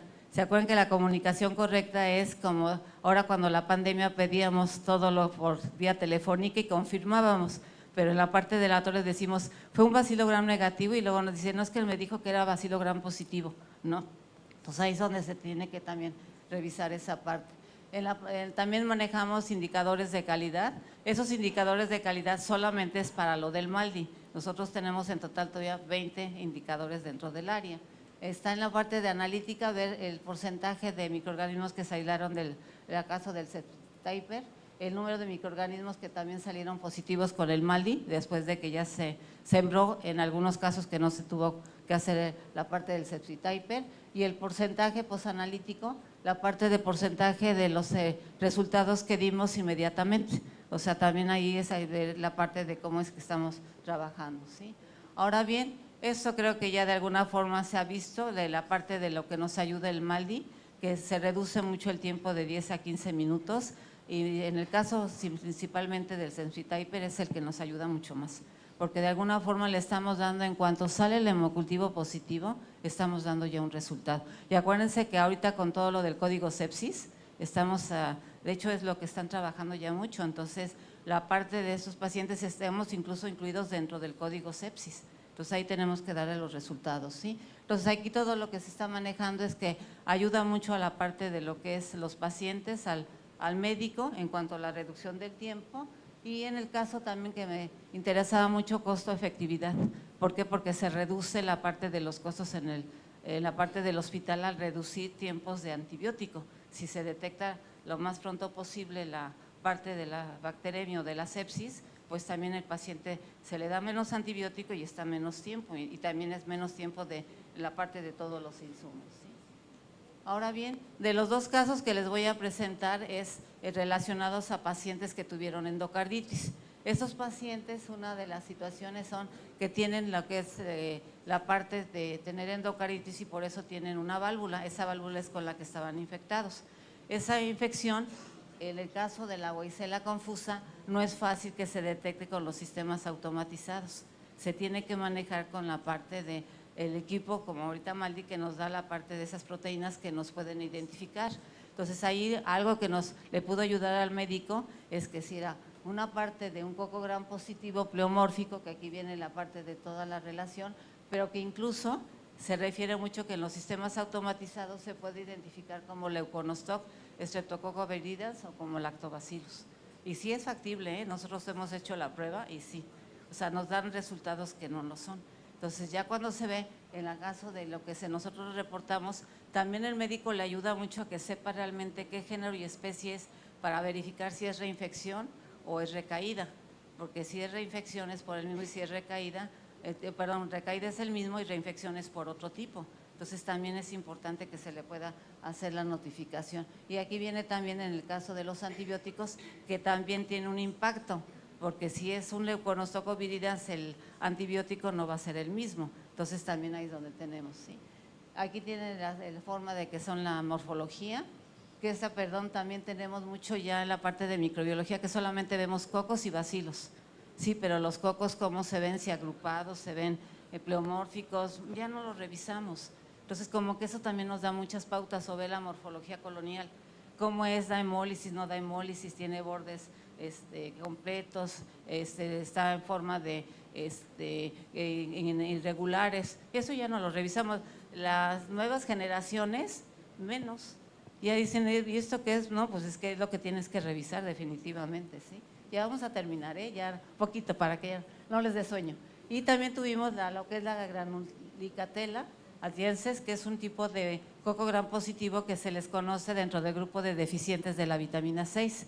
Es frecuente que den endocarditis, pero sin embargo, como no crece, en el caso de los hemocultivos tiene piridoxal, que es otro de los puntos que también tenemos que reforzar, saber qué tienen nuestros hemocultivos, saber qué tiene el Sepsi-Typer, saber qué tiene todos los reactivos del MALDI. O sea, trabajamos todo, pero no sabemos qué contiene. Entonces, el detalle es que crece en el hemocultivo, pero no crece en las placas, a menos que en el chocolate y después de 24 o 48 horas. Y a veces las placas a las 24 horas las estamos desechando. Entonces ahí se tiene que dejar porque se está sospechando que tenga uno deficiente de vitamina B6. Y ahora no es exclusivo de endocarditis, ¿eh? En muchos de los pacientes inmunosuprimidos pueden tener ese tipo de bacteria. Entonces ahí también es un punto clave que tenemos que utilizar, hacerle el subcutivo como se hace en la parte de sangre como satelitismo en el caso de los hemófilos, que salen como gotitas alrededor, que porque les da la parte de los nutrientes que les hace falta para poder tener el crecimiento adecuado, ¿sí? Y además aquí también uno de los puntos claves de los dos casos es que por la severidad que venían los pacientes se les diera un banco. Y acuérdense que vancomicina es de la última elección, pero en el caso de pacientes críticos se les da, pero aquí entonces ya se hizo un cambio porque uno de ellos tenía un problema a nivel renal. Entonces eso también impacta. Imagínense si nosotros lo dejamos así al paciente, ¿sí? Y aquí viene también ya la parte de la morfología. Y pues última, para ya concluir, es qué pasaría si de alguna forma no tuviéramos una parte de tecnología, pero aparte también de que tengamos todo lo que tenemos de insumos. Si de alguna forma el laboratorio no trabaja de 24/7, también no hay personal entrenado, capacitado, tanto en enfermería como médicos, infectología, y en el caso de que el médico no lo trate inmediatamente, ¿de qué le sirve que le demos el resultado si no hay tratamiento? ¿Sí? Entonces, creo que eso es lo más importante que debemos de llevar de todo esto que hemos estado revisando. Ese es mi grupo de trabajo que tengo, que gracias a ellos hemos hecho muchas cosas en el laboratorio, y pues muchísimas gracias por haberse quedado.